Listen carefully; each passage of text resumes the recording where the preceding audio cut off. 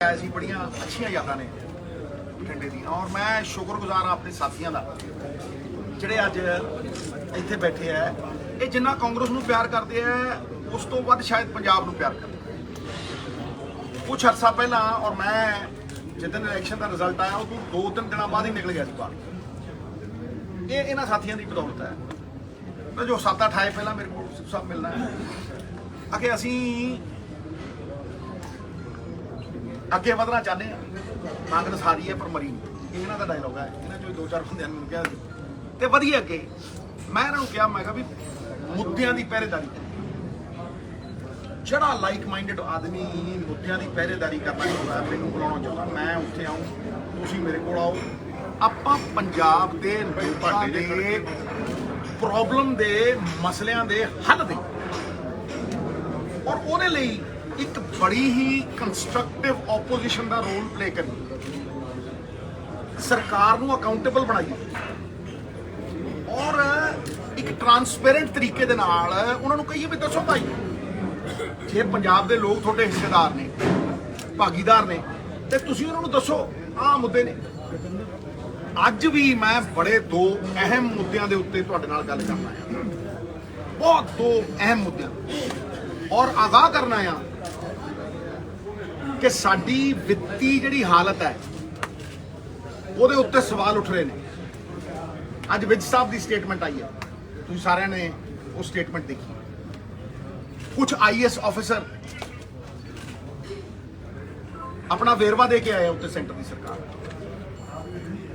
ਕਿ we are headed towards financial emergency ਇਹ ਸਾਰਾ ਕੁਝ ਠੀਕ ਹੈ ਲੇਕਿਨ ਪੰਜਾਬ ਦੇ ਵਿੱਚ ਇਹਨਾਂ ਗੱਲਾਂ ਚੋਂ ਹੱਲ ਨਿਕਲਦੇ ਔਰ ਮੈਂ ਹਮੇਸ਼ਾ ਪ੍ਰੋਬਲਮਸ ਨਾਲੋਂ ਜ਼ਿਆਦਾ ਹੱਲਾਂ ਦੀ ਗੱਲ ਕੀਤੀ ਕਿ देयर इज अ सॉल्यूशन हर मुश्किल का हल होता है आज नहीं तो कल मैं ਅੱਜ ਵੀ ਉਸੇ ਕੰਸਟਰਕਟਿਵ ਆਪੋਜੀਸ਼ਨ ਦਾ ਰੋਲ ਅਦਾ ਕਰ ਰਿਹਾ ਮੇਰੇ ਸਾਥੀ ਉਦੋਂ ਵੱਧ ਕਰ ਰਹੇ ਇਹ ਜਿੰਨੇ ਨੇ ਇਹ ਸ਼ਾਇਦ ਮੇਰੇ ਰੋਲ ਨਾਲੋਂ ਇਹਨਾਂ ਦਾ ਵੱਡਾ ਰੋਲ ਹੈ ਆਂਦੇ ਸਾਰ ਮੈਨੂੰ 4 ਬੰਦਿਆਂ ਨੇ ਕਿਹਾ ਮੈਂ ਉਹ ਵੀ ਤਾਰੀਫ ਕਰਨਾ ਚਾਹੁੰਦਾ ਆਪੋਜੀਸ਼ਨ ਦਾ ਮਤਲਬ ਇਹ ਨਹੀਂ ਵੀ ਹਰੇਕ ਨੂੰ ਗਾਲਾਂ ਕੱਢੀ ਜਾਓ ਆਂਦੇ ਸਾਰ ਇੱਥੇ ਲੋਕਾਂ ਨੇ ਕਿਹਾ ਕਿ ਜੀ ਅਸੀਂ 4.5 ਘੰਟੇ 'ਚ ਪਹੁੰਚਦੇ ਹੁੰਦੇ ਬਠਿੰਡੇ ਅੱਜ 2 'ਚ ਪਹੁੰਚ ਗਏ ਮੈਂ ਰਿਅਲਾਈਜ਼ ਕੀਤਾ ਵੀ 4.5 ਘੰਟੇ 'ਚ ਪਹੁੰਚਦੇ ਹੁੰਦੇ ਬਠਿੰਡੇ ਤੇ ਅੱਜ ਅਸੀਂ ਵੀ ਪੌਣੇ 2 ਘੰਟੇ 'ਚ ਹਰ ਬੰਦਾ ਸਰਪ੍ਰਾਈਜ਼ਡ ਹੈ ਯਾਰ ਵੀ ਅਸੀਂ 4 ਘੰਟੇ ਪਹੁੰਚਦੇ ਹੁੰਦੇ ਅੱਜ 2 ਘੰਟੇ ਪਹਿਲਾਂ ਕਿਵੇਂ ਪਹੁੰਚ ਗਏ ਇਹ ਜਿਹੜੇ ਹਾਈਵੇ ਬਣਾਏ ਆ ਗਡਕਰੀ ਸਾਹਿਬ ਨੇ they need to be complimented ਪਹਿਲੀ ਗੱਲ ਇਹ ਜ਼ਰੂਰੀ ਨਹੀਂ ਹੈ ਕਿ ਜੇ ਕੋਈ ਆਪੋਜੀਸ਼ਨ ਹੋਵੇ ਤੇ ਉਹਨੂੰ ਨਿੰਦੀ ਜਾਓ I must compliment ਕਿ ਉਹਨਾਂ ਨੇ ਜ਼ਿੰਦਗੀ ਬਿਹਤਰ ਬਣਾਉਣ ਦੇ ਲਈ ਔਰ ਮੈਂ ਇਹ ਗੱਲ ਦੇਖੋ ਕਿਦਾਂ ਨਿਕਲੀ ਹੈ ਇੱਕ ਟਰੈਵਲ 'ਚ ਨਿਕਲੀ ਜਦੋਂ ਤੁਸੀਂ ਸੱਤਾ ਹਾਸਲ ਕਰਨ ਲਈ ਝੂਠ ਬੋਲ ਦਿੰਦੇ ਹੋ ਕਿ ਜੀ ਮੈਂ ਕੁਝ ਵੀ ਬੋਲ ਦਿਆਂ ਆ ਸੱਤਾ ਮਿਲ ਜੇ ਮੈਨੂੰ ਉਹ ਗਲਤ ਹੈ ਲੇਕਿਨ ਜਦੋਂ ਤੁਸੀਂ ਕੁਝ ਐਸਾ ਕਰਦੇ ਹੋ ਕਿ ਪੰਜਾਬ ਦੇ ਲੋਕਾਂ ਦੀ ਔਰ ਦੁਨੀਆ ਦੇ ਲੋਕਾਂ ਦੀ ਜ਼ਿੰਦਗੀ ਬਦਲਦੀ ਹੈ ਇਹ ਜ਼ਿੰਦਗੀ ਬਦਲੀ ਕਿ ਨਹੀਂ 2.5 ਘੰਟੇ ਬਚੇ ਸਾਹਿਬ ਤਾਂ ਮੈਂ ਤਾਰੀਫ ਕਰਦਾ ਲੇਕਿਨ ਅੱਜ ਕੁਝ ਵਾਅਦੇ ਐਸੇ ਹੋਏ ਨੇ ਜਿਹੜੇ ਕਿ blatant going back on your word of honour blatant betrayal of Punjab ਮੈਂ ਦੋ ਗੱਲਾਂ ਵੱਲ ਤੁਹਾਡਾ ਧਿਆਨ ਆਕਰਸ਼ਿਤ ਕਰਨਾ ਚਾਹੁੰਦਾ ਇੱਕ ਸਾਡੀ ਫਾਈਨੈਂਸ਼ੀਅਲ ਪੋਜੀਸ਼ਨ ਸਾਡੀ ਵਿਗੜਦੀ ਵਿੱਤੀ ਹਾਲਤ ਉਹਨਾਂ ਦੇ ਵਿੱਚ ਕਿ ਫ੍ਰੀ ਬੀਜ਼ ਜਿਹੜੀਆਂ ਨੇ ਇਹ ਕਿਤੇ ਪੰਜਾਬ ਨੂੰ ਦਿਵਾਲੀਆ ਨਾ ਕਰ ਦੇ ਇਹ ਚਿੰਤਾ ਹਰੇਕ ਦੀ ਜਾਇਜ਼ ਹੈ ਔਰ ਦੂਸਰਾ ਬਿਜਲੀ ਮਾਫ ਕਰਨਾ ਤੁਸੀਂ ਜਦੋਂ ਇਲੈਕਸ਼ਨ ਤੋਂ ਪਹਿਲਾਂ ਸੱਤਾ ਹਾਸਲ ਕਰਨ ਦੇ ਲਈ ਇੱਥੇ ਆਏ ਸੀ ਤੁਸੀਂ ਅਨਾਉਂਸਮੈਂਟ ਸਾਰਿਆਂ ਜੋਗੀ ਕੀਤੀ ਸੀ ਬਿਜਲੀ ਤੁਸੀਂ ਕਿਸੇ ਨੂੰ ਡੀਮਾਰਕੇਟ ਕਰਕੇ ਨਹੀਂ ਕਿਹਾ ਤੁਸੀਂ ਸਾਡੇ ਨਾਲੋਂ ਬਿਹਤਰ ਆਪਸ਼ਨ ਕਿਵੇਂ ਬਣੇ ਕਿਉਂਕਿ ਐਸਸੀ ਭਾਈਚਾਰੇ ਨੂੰ ਐਸਟੀ ਭਾਈਚਾਰੇ ਨੂੰ ਫਰੀडम ਫਾਈਟਰਸ ਨੂੰ ਅਸੀਂ ਵੀ 200 ਯੂਨਿਟ ਫ੍ਰੀ ਦਿੰਦੇ ਸੀ 2 ਮਹੀਨੇ ਦੇ 400 ਮਿਲਦੇ ਸੀ ਤੁਸੀਂ 600 ਦੇਤੇ ਤੇ ਕਿਹੜਾ ਮਾਰਕਾ ਮਾਰਿਆ ਤੁਸੀਂ ਇਹ ਕਿਹਾ ਵੀ ਸਾਰਿਆਂ ਨੂੰ ਦਿਆ ਤੇ ਅੱਜ ਤੁਸੀਂ ਮੁਕਰ ਗਏ ਹੋ ਸ਼ਰਿਆਮ ਮੁਕਰ ਗਏ और बशर्मी ना मुकर गए। इत्थों पता लगता है कि कुछ तो रही होंगी उनकी भी मजबूरियां, यूं ही चाह के तो कोई बेवफा नहीं होता। मजबूरियां की ने? मजबूरियां ये ने भी PSPCL ਦੇ ਉੱਤੇ 17,000 ਕਰੋੜ ਰੁਪਏ ਦਾ ਕਰਜ਼ਾ ਸਾਹਿਬ ਜਿਹੜਾ ਬੈਂਕਾਂ ਤੋਂ ਲਿਆ, ਸਰਕਾਰ ਦੀ ਦੇਣਦਾਰੀ ਉਹਨਾਂ ਦੀ 20,000 ਕਰੋੜ ਤੋਂ ਉੱਤੇ ਹੈ। ਤੇ ਮੈਂ ਇੱਕ ਆਰਟੀਕਲ ਪੜ੍ਹ ਰਿਹਾ ਸੀ, 500 ਕਰੋੜ ਰੁਪਏ ਤਨਖਾਹਾਂ ਦੇਣ ਨੂੰ ਲੈ ਕੇ ਕਰਜ਼ਾ ਬੋਰਡ ਦੇ ਅਧਿਕਾਰੀਆਂ ਨੂੰ ਦਿੱਤਾ ਗਿਆ। ਸੋਚ ਕੇ ਤੇ ਵੇਖੋ ਕਿਹੜੀ ਸਿਚੁਏਸ਼ਨ ਦੇ ਵਿੱਚ ਆ ਸੀ। ਇਹ ਪਹਿਲੀ ਵਾਰ ਹੈ ਅੱਜ, ਇਹ ਪਹਿਲੀ ਵਾਰ ਹੈ ਕਿ ਜਿਹੜਾ ਪੰਜਾਬ ਜਾਣਿਆ ਜਾਂਦਾ ਸੀਗਾ ਜੀ ਨੰਬਰ 1 ਪਰਮਵੀਰ ਚੱਕਰ ਜਿੱਤੇ, number 1 in green revolution, number 1 white revolution, ਪਹਾੜਾ ਡੈਮ ਨੰਬਰ 1। ਅੱਜ ਸਾਡਾ 55% GDP ਦਾ ਹਿੱਸਾ, 55% of our GDP is debt ridden। मतलब ਆਮ ਬੰਦੇ ਨੂੰ ਜੇ ਸਮਝਾਣਾ ਹੋਵੇ, ਕਿਸੇ ਪੰਜਾਬੀ ਦੇ ਨਾਲ ਕਨਵਰਸੇਸ਼ਨ ਕਰਨੀ ਹੋਵੇ ਤੇ ਬੜੀ ਗੱਲ ਸਾਫ਼ ਹੈ ਕਿ 55% ਆਪਣੀ ਪੰਜਾਬੀਆਂ ਦੀ ਸਾਰੀ ਆਮਦਨ ਰਲਾ ਕੇ ਕਰਜ਼ੇ ਚਾਰੀ, which is alarming ਕਿਉਂਕਿ ਇਹ ਹਾਈਐਸਟ ਹੈ ਇੰਡੀਆ 'ਚ। ਅੱਜ ਅਸੀਂ ਜਾਣੇ ਜਾਂਦੇ ਆ ਕਿ ਕਰਜ਼ੇ ਦੇ ਵਿੱਚ ਸਾਡੀ GDP number 1, which is shocking। मैं पूछना चाहना, और मैं स्पेसिफिक सवाल ने लिखे भी सी कि भाई सरकार ये दसे और पारदर्शिता दे नाल दसे भी 6,000 करोड़ रुपये कित्थों लिया। जे 6,000 करोड़ रुपये लगने, जेडे 600 यूनिट डिस्क्रिमिनेशन नाल दिते सारिਆਂ ਨੂੰ ਦਿੰਦੇ ਤੇ फिर तो बिल्कुल ही गल ही खत्म हो जाती ना। फिर तो मतलब ये 70% ਆਬਾਦੀ ਬਾਹਰ ਕੱਢਤੀ। ਕੀ ਤੁਸੀਂ ਕੋਈ ਪਾਲਿਸੀ ਬਣਾਈ ਸੀ ਜਿਹਦੀ ਕੋਈ ਬਜਟਰੀ ਐਲੋਕੇਸ਼ਨ? ਮੈਂ ਰੋਂਦਾ ਰਿਹਾ ਪਹਿਲੇ ਦਿਨ ਤੋਂ ਔਰ ਕਹਿੰਦਾ ਰਿਹਾ ਪੁੱਛੋ ਪੈਸੇ ਕਿੱਥੋਂ ਆਏ। ਦੱਸੋ ਤੁਸੀਂ ਕੋਈ ਪਾਲਿਸੀ ਇਹ ਜੀ ਤੈਅ ਕੀਤੀ ਸੀ ਇਹ ਅਨਾਉਂਸਮੈਂਟ ਕਰਨ ਤੋਂ ਪਹਿਲਾਂ ਜਿਹਦੇ 'ਚ ਤੁਹਾਡੀ ਉਹ ਪਾਲਿਸੀ ਦੇ ਵਿੱਚ ਬਜਟਰੀ ਐਲੋਕੇਸ਼ਨ ਹੋਵੇ ਔਰ ਬਜਟਰੀ ਐਲੋਕੇਸ਼ਨ ਕਿੱਥੋਂ ਆਣੀ ਹੈ ਉਹਦਾ ਕੋਈ ਵੇਰਵਾ ਹੋਵੇ? ਦੱਸੋ ਸਾਰੇ ਪੰਜਾਬ ਕਿ ਤੁਸੀਂ ਕਿੱਥੋਂ ਲਿਆਉਂਗੇ। ਮੈਨੂੰ ਤਾਂ ਲੱਗਦਾ ਹੈ ਕਿ ਇਹ ਇੱਕ ਇਲੈਕਸ਼ਨ ਗਿਮਿਕ ਹੈ। ਤੁਸੀਂ ਪੰਜਾਬ ਦੇ ਲੋਕਾਂ ਦੀ ਭਲਾਈ ਲਈ ਨਹੀਂ ਅਨਾਉਂਸਮੈਂਟ ਕੀਤੀ। ਜੇ 8 ਜੁਲਾਈ ਨੂੰ ਕਰਨੀ ਤੁਸੀਂ 7 ਜੁਲਾਈ ਨੂੰ ਕਹਿੰਦੇ ਵੀ ਭਾਈ 8 ਨੂੰ ਕਰ ਰਹੇ ਹੋ। ਤੁਸੀਂ ਪੰਜਾਬ ਦੀ ਪਿੱਠ ਦੇ ਉੱਤੇ ਪੱਬ ਲਾ ਕੇ ਹਿਮਾਚਲ ਪ੍ਰਦੇਸ਼ ਤੇ ਗੁਜਰਾਤ 'ਚ ਇਲੈਕਸ਼ਨ ਲੜਨੇ ਚਾਹੁੰਦੇ ਹੋ। ਇਸ ਕਰਕੇ 3 ਮਹੀਨੇ ਪਹਿਲਾਂ ਅਨਾਉਂਸਮੈਂਟਾਂ ਕਰ ਰਹੇ ਹੋ। ਵੈਸੇ ਤੇ ਤੁਹਾਡੀ ਹਰੀ ਪੈਨ ਦੀ ਸਿਆਹੀ ਮੁੱਕ ਗਈ, ਹੁਣ ਤੇ ਨੀਲੇ ਪੈਨਾਂ ਦੀ ਗੱਲ ਕਰਦੇ ਹੋ ਤੁਸੀਂ। ਗੱਲ ਸਮਝੋ ਨਾ ਕਿ ਅੱਜ ਤੁਸੀਂ ਕਰੋੜਾਂ ਰੁਪਈਆਂ ਦੇ ਇਸ਼ਤਿਹਾਰ ਪੰਜਾਬ ਸਰਕਾਰ ਦੇ ਬਾਹਰਲੇ ਸੂਬਿਆਂ ਦੇ ਵਿੱਚ ਦੇ ਰਹੇ ਹੋ। ਤੁਹਾਨੂੰ ਕਿਹਨੇ ਇਖਤਿਆਰ ਦਿੱਤਾ ਕਿ ਤੁਸੀਂ ਪੰਜਾਬੀਆਂ ਦੇ ਖੂਨ ਪਸੀਨੇ ਦੀ ਕਮਾਈ ਬਾਹਰਲੇ ਅਖਬਾਰਾਂ ਦੇ ਵਿੱਚ ਸੂਬਿਆਂ ਦੇ ਵਿੱਚ ਲਵਾਓ? ਇਹ ਬਹੁਤ ਸੰਗੀਨ ਸੰਜੀਦਗੀ ਵਾਲਾ ਮਸਲਾ ਸਾਹਿਬ। ਇਸ ਫਾਈਨੈਂਸ਼ੀਅਲ ਕ੍ਰਾਈਸਿਸ ਦੇ ਵਿੱਚ ਤੁਸੀਂ ਆਹ ਕੁਝ ਕਰ ਰਹੇ ਹੋ। ਮੈਨੂੰ ਦੱਸੋ ਪਾਲਿਸੀ ਡਰਿਵਨ ਤੁਹਾਡੇ ਕੋਲ ਕੀ ਹੈ? ਜਿਹੜੇ ਕਹਿੰਦੇ ਹੁੰਦੇ ਕਾਰਪੋਰੇਸ਼ਨ ਬਣਾਵਾਂਗੇ, ਉਹ ਅੱਜ ਦੀਪ ਭਲੋਤਰੇ ਵਰਗੇ ਬੰਦਿਆਂ ਨਾਲ ਸਾਰੀ ਦਿੱਲੀ ਦੇ ਵਿੱਚ ਪ੍ਰਾਈਵੇਟਾਈਜੇਸ਼ਨ ਕਰਦੇ ਸ਼ਰਾਬ ਦੀ। ਮੈਂ ਕੋਈ ਉਹਦੇ ਹੱਕ 'ਚ ਨਹੀਂ, ਬਟ ਸਭ ਤੋਂ ਵੱਧ ਪੈਸੇ ਉੱਥੋਂ ਨਿਕਲਦੇ ਆ। 20,000 ਕਰੋੜ ਰੁਪਇਆ ਮੈਂ ਉੱਥੋਂ ਕੱਢ ਦੂੰ ਤੇ 30,000 ਕਰੋੜ ਰੁਪਇਆ ਮੈਂ ਕਰਪਸ਼ਨ ਬੰਦ ਕਰਕੇ ਕੱਢ ਦੂੰ। ਫਿਰ ਕੱਢ ਲੈ ਭਾਈ, ਫਿਰ ਦੇ ਦੇਣੇ ਸੀ ਸਾਰੀ ਕੈਟਾਗਰੀ ਨੂੰ, ਫਿਰ ਜਨਰਲ ਕੈਟਾਗਰੀ ਨੂੰ। ਇਹ ਕੈਟਾਗਰਾਈਜ਼ ਕਿਉਂ ਕਰਤਾ ਪੰਜਾਬ ਤੇ ਜਾਤ ਪਾਤ ਮੰਨਦਾ ਹੀ। ਪੰਜਾਬ ਤੇ ਕਹਿੰਦਾ ਮਾਨਸ ਕੀ ਜਾਤ ਸਭ ਇੱਕ ਹੈ ਪਹਿਚਾਨ। ਕੱਢ ਭਾਈ 20,000 ਕਰੋੜ ਰੁਪਇਆ। ਮੈਂ ਚੈਲੰਜ ਕਰਦਾ ਜਦ ਤੱਕ ਠੇਕੇਦਾਰੀ ਸਿਸਟਮ ਹੈ ਪੰਜਾਬ 'ਚ, ਤੂੰ 200 ਕੱਢ ਕੇ ਵਿਖਾ। ਪਹਿਲੇ ਦਿਨ ਤੋਂ ਕਹਿੰਦਾ ਸੀਗਾ ਵੀ ਠੇਕੇਦਾਰੀ ਸਿਸਟਮ 'ਚ ਜਿੱਦਨ ਤੇਲੰਗਾਨਾ ਨੇ ਕੀਤੇ 10 ਕਰੋੜ ਨਿਕਲੇ ਸੀ। ਜਿੱਦਨ ਠੇਕੇਦਾਰੀ ਸਿਸਟਮ ਅਬੋਲਿਸ਼ ਕਰਕੇ ਸੈਂਡ ਦਾ ਕੰਟਰੋਲ ਲਿਆ ਤੇ ਪਹਿਲੇ ਸਾਲ 400 ਕਰੋੜ, ਦੂਜੇ 700, ਤੀਜੇ 1200 ਤੇ 4 ਸਾਲਾਂ 2400। ਇਸੇ ਤਰ੍ਹਾਂ ਤੁਸੀਂ ਠੇਕੇਦਾਰ ਬਿਠਾਤੇ, 2-2 ਜ਼ੋਨ ਦੀ ਪਾਲਿਸੀ, 4-4 ਜ਼ੋਨ ਦੇ ਵਿੱਚ ਦਿਲ ਕਰੀ। ਤੁਸੀਂ ਕਹਿੰਦੇ ਸੀ ਪ੍ਰਾਈਵੇਟਾਈਜ਼ ਨਹੀਂ ਕਰੀ, ਸਾਰੀ ਦਿੱਲੀ ਦੇ ਗਲੀ ਗਲੀ ਸ਼ਰਾਬ ਵੇਚਣ ਲਾਤੀ ਤੁਸੀਂ ਪ੍ਰਾਈਵੇਟਾਈਜ਼। ਤੇ ਕਿਹੜੀ ਪਾਲਿਸੀ ਹੈ ਤੁਹਾਡੀ ਸ਼ਰਾਬ ਨੀਤੀ? ਦਿਓ।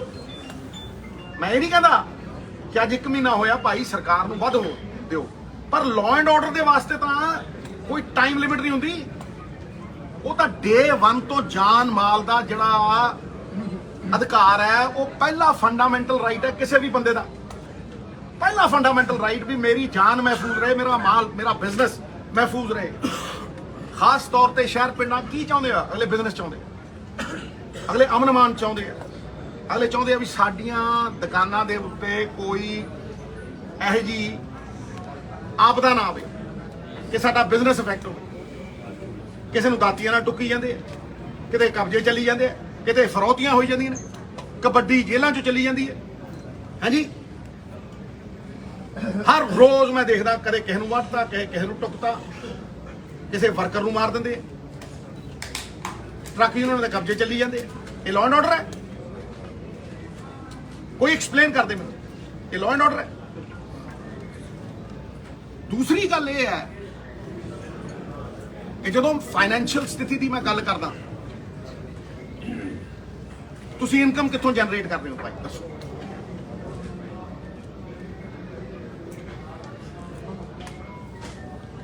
ਕਿਉਂਕਿ ਤੁਸੀਂ ਇਲੈਕਸ਼ਨ ਤੋਂ ਪਹਿਲਾਂ ਤਾਂ ਇਹ ਕਿਹਾ ਨਹੀਂ, ਤੁਸੀਂ ਤਾਂ ਕਿਹਾ ਪਹਿਲੇ ਦਿਨ 24 ਘੰਟੇ ਬਰਗਾੜੀ,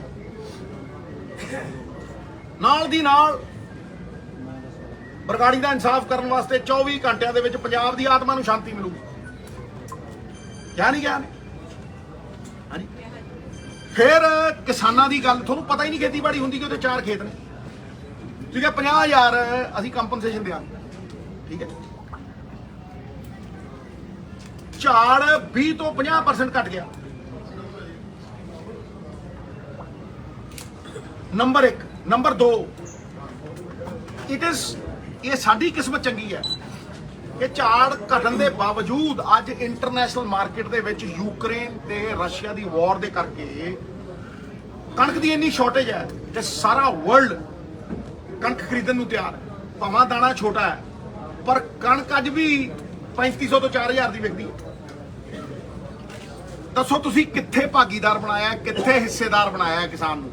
8 ਵਾਰ ਮੈਂ ਕਿਹਾ, ਫਿਰ ਮੀਟਿੰਗ ਕੀਤੀ ਹੈ, ਠੀਕ ਹੈ। ਕਿੱਥੇ ਹਿੱਸੇਦਾਰ ਬਣਾਇਆ ਭਾਈ? 500 ਰੁਪਏ ਮਿਨੀਮਮ ਬੋਨਸ ਹੋਣਾ ਚਾਹੀਦਾ। ਤੁਸੀਂ 1500 ਕਮਾਉਨੇ ਹੋ। ਈਜਿਪਟ ਦੇ ਨਾਲ 18,000 ਕਰੋੜ ਰੁਪਏ ਦਾ ਕੰਟਰੈਕਟ ਸਾਈਨ ਕੀਤਾ ਹੈ ਅਡਾਨੀ ਸਾਹਿਬ, ਤੇ ਹਰਿਆਣਾ ਕਹਿੰਦਾ ਸਾਰਾ ਚਕਾ ਦਿਓ ਜੀ ਉਹਨੂੰ। ਉਹ ਸਟੋਰੇਜ ਕਰਦਾ, ਉਹਨੂੰ maximum support price, I'm categorically saying it, maximum support price ਦਿੱਤੀ ਜਾਂਦੀ ਹੈ। What is maximum support price? ਕਿ ਭਾਈ ਤੂੰ 15% ਸਟੋਰੇਜ ਕਰ ਲੈ, ਤੈਨੂੰ 100% ਦਾ ਕਿਰਾਇਆ ਦਿਆਂ। ਦੱਸੋ, ਹਨੇਰ FCI ਦੇ ਗੋਡਾਊਨਾਂ ਦੇ ਵਿੱਚ ਸਟੋਰੇਜ ਹੈ, ਤੂੰ 15% ਸਟੋਰੇਜ ਕਰ, ਤੈਨੂੰ 100% ਦਾ ਕਿਰਾਇਆ ਪੱਕਾ, ਤੇ ਕਿਸਾਨ ਨੂੰ minimum support price. This is the irony of the situation. ਤੁਸੀਂ ਕਿਸਾਨ ਦੀ MSP 9% ਵਧਾਈ, ਡੀਜ਼ਲ ਦੇ ਰੇਟ 100% ਵਧਾਤੇ, 40 ਤੋਂ 93, ਤੇ ਤੁਸੀਂ 4 ਸਾਲਾਂ ਦੇ ਵਿੱਚ MSP 160 ਰੁਪਏ ਵਧਾਈ 40 ਰੁਪਏ। DAP ਦੀ ਖਾਦ ਨਕਲੀ ਮਿਲਦੀ ਹੈ, ਅਸਲੀ ਲਿਫਾਫਿਆਂ 'ਚ। ਤੁਸੀਂ ਰੇਟ ਦੁੱਗਣੇ ਕਰਤੇ, 2 ਰੁਪਏ ਦੇ ਕੇ 20 ਖੋਲੇ। ਇਹ ਇਨਸਾਫ ਹੈ? ਐਟਲੀਸਟ ਅੱਜ ਇੰਨਾ ਤਾਂ ਕਰੋ ਯਾਰ, ਵੀ ਉਹਨੂੰ 500 ਰੁਪਏ ਦਿਓ ਜੇ ਤੁਸੀਂ 1500 ਕਮਾ ਰਹੀ ਹੈ। ਜੇ ਤੁਸੀਂ ਮਾਰਕੀਟ ਦਾ ਫਾਇਦਾ ਨਹੀਂ ਉਠਾਉਣਾ ਚਾਹੁੰਦੇ ਤੇ ਭਾਈ ਬਾਰਡਰ ਪਾਰ ਸਾਡੀ ਕਣਕ ਜਾਣ ਦਿਓ, ਨਾ ਜਾਣ ਦਿਓ ਬੰਦਾ ਭਾਈ, ਲਾ ਲਓ ਸਕੈਨਰ। 35 ਦੇਸ਼, ਏਸ਼ੀਆ ਦੀ ਸਭ ਤੋਂ ਵੱਡੀ ਮੰਡੀ ਸੀ। 2000 ਦੀ ਕਣਕ 3500 ਦੀ ਵਿਕੂ, ਉੱਤੇ 4000 ਦੀ, 3000 ਦੀ ਬਾਸਮਤੀ ਸਾਹਿਬ, 7000 ਦੀ, 5 ਰੁਪਏ ਦਾ ਮਟਰ 50 ਦਾ, 25 ਰੁਪਏ ਦਾ ਅਦਰਕ 150 ਦਾ, 55 ਰੁਪਏ ਦਾ ਦੁੱਧ 150 ਦਾ। ਦੱਸੋ ਇਹ ਜੀ ਕਿਹੜੀ ਦੁਨੀਆ ਦੀ ਮਾਰਕੀਟ ਹੈ ਸਾਹਿਬ? ਲੇਕਿਨ ਤੁਸੀਂ ਸਾਡਾ ਸਮਾਨ ਚੱਕਦੇ ਹੋ 2100 ਕਿਲੋਮੀਟਰ ਅਡਾਨੀ ਸਾਹਿਬ ਦੇ ਪੋਰਟ ਤੇ ਲੈ ਜਾਂਦੇ। 2100 ਕਿਲੋਮੀਟਰ, 22 ਕਿਲੋਮੀਟਰ ਦਾ ਰਸਤਾ ਪੜ, 2100 ਕਿਲੋਮੀਟਰ। ਫਿਰ ਉਹਦੇ ਪੋਰਟ ਦੇ ਉੱਤੇ ਸਾਰਾ ਵਾਹਵਾਈ ਹੁੰਦੀ ਹੈ, ਫਿਰ ਉੱਥੋਂ ਫਿਰ ਦੁਬਈ ਕਿਤੇ ਜਾਂਦਾ। ਵਾਈ कराची बॉम्बे खुला अमीरां दी भाई फिरोजपुर इत्थे यूरोप तहस नहस हो गया सी erased to the ground Europe खत्म हो गया सी बार्डर खोले सारा ये सोल्यूशंस ने साहब इन्हों कोई झुठला नहीं सकता आज 70,000 बंदे इतने करतारपुर जाए की हो गया जी कलर साहब समझो मेरी गल दूजी चीज मैं हूं तुहानूं आगाह कर रहा अज भी अज की डिमांड बिजली की और मैं तुहानूं पूरा कैटेगरिकली विद फिगर्स दूंगा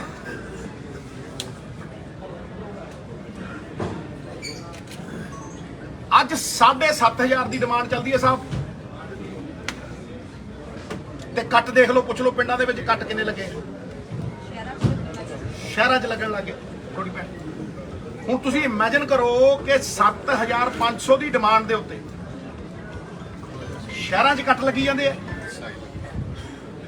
थर्मल प्लांट थ्रैट करी जांदे आ जिहड़ा रेट आ उहदे नाल वध मंगी जांदे आ मैं कैटेगोरिकली पूछना चाहना दूजा सवाल कि भाई what is the government doing to ensure that the thermal plants will not back out when we need them the most कोई पेनल्टी क्लॉज लाया कोई भी पेनल्टी क्लॉज है and what are you doing to ensure the proper supply of coal कोला 30 दिनों का mandatory है अज 8 दिनों का रह गया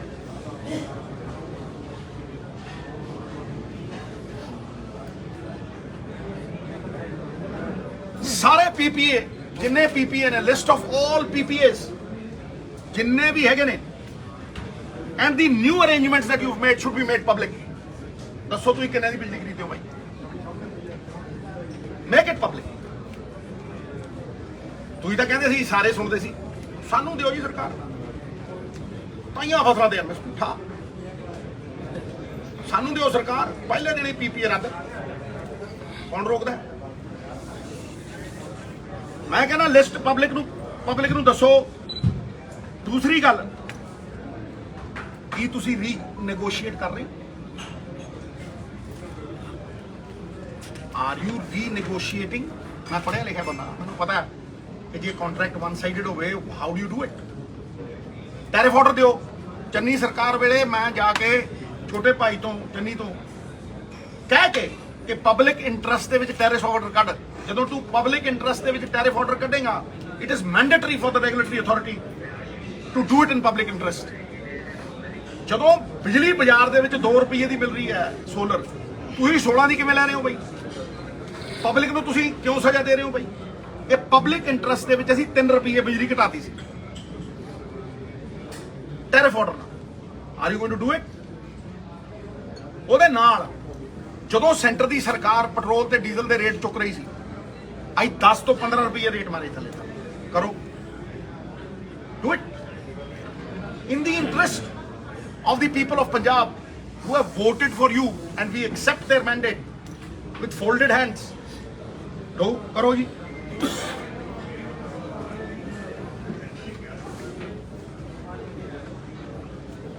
ਦੱਸੋ ਜੀ ਤੁਸੀਂ ਕੀ ਰੀਨੈਗੋਸ਼ੀਏਸ਼ਨ ਕੀਤੀ ਹੈ ਔਰ ਮੈਂ ਅਖੀਰ ਦੇ ਵਿੱਚ ਕਹਿਣਾ ਕਿ ਜਿਹੜਾ ਪੁਸ਼ਵਾਰਾ ਕੋਲ ਮਾਈਨ ਹੈ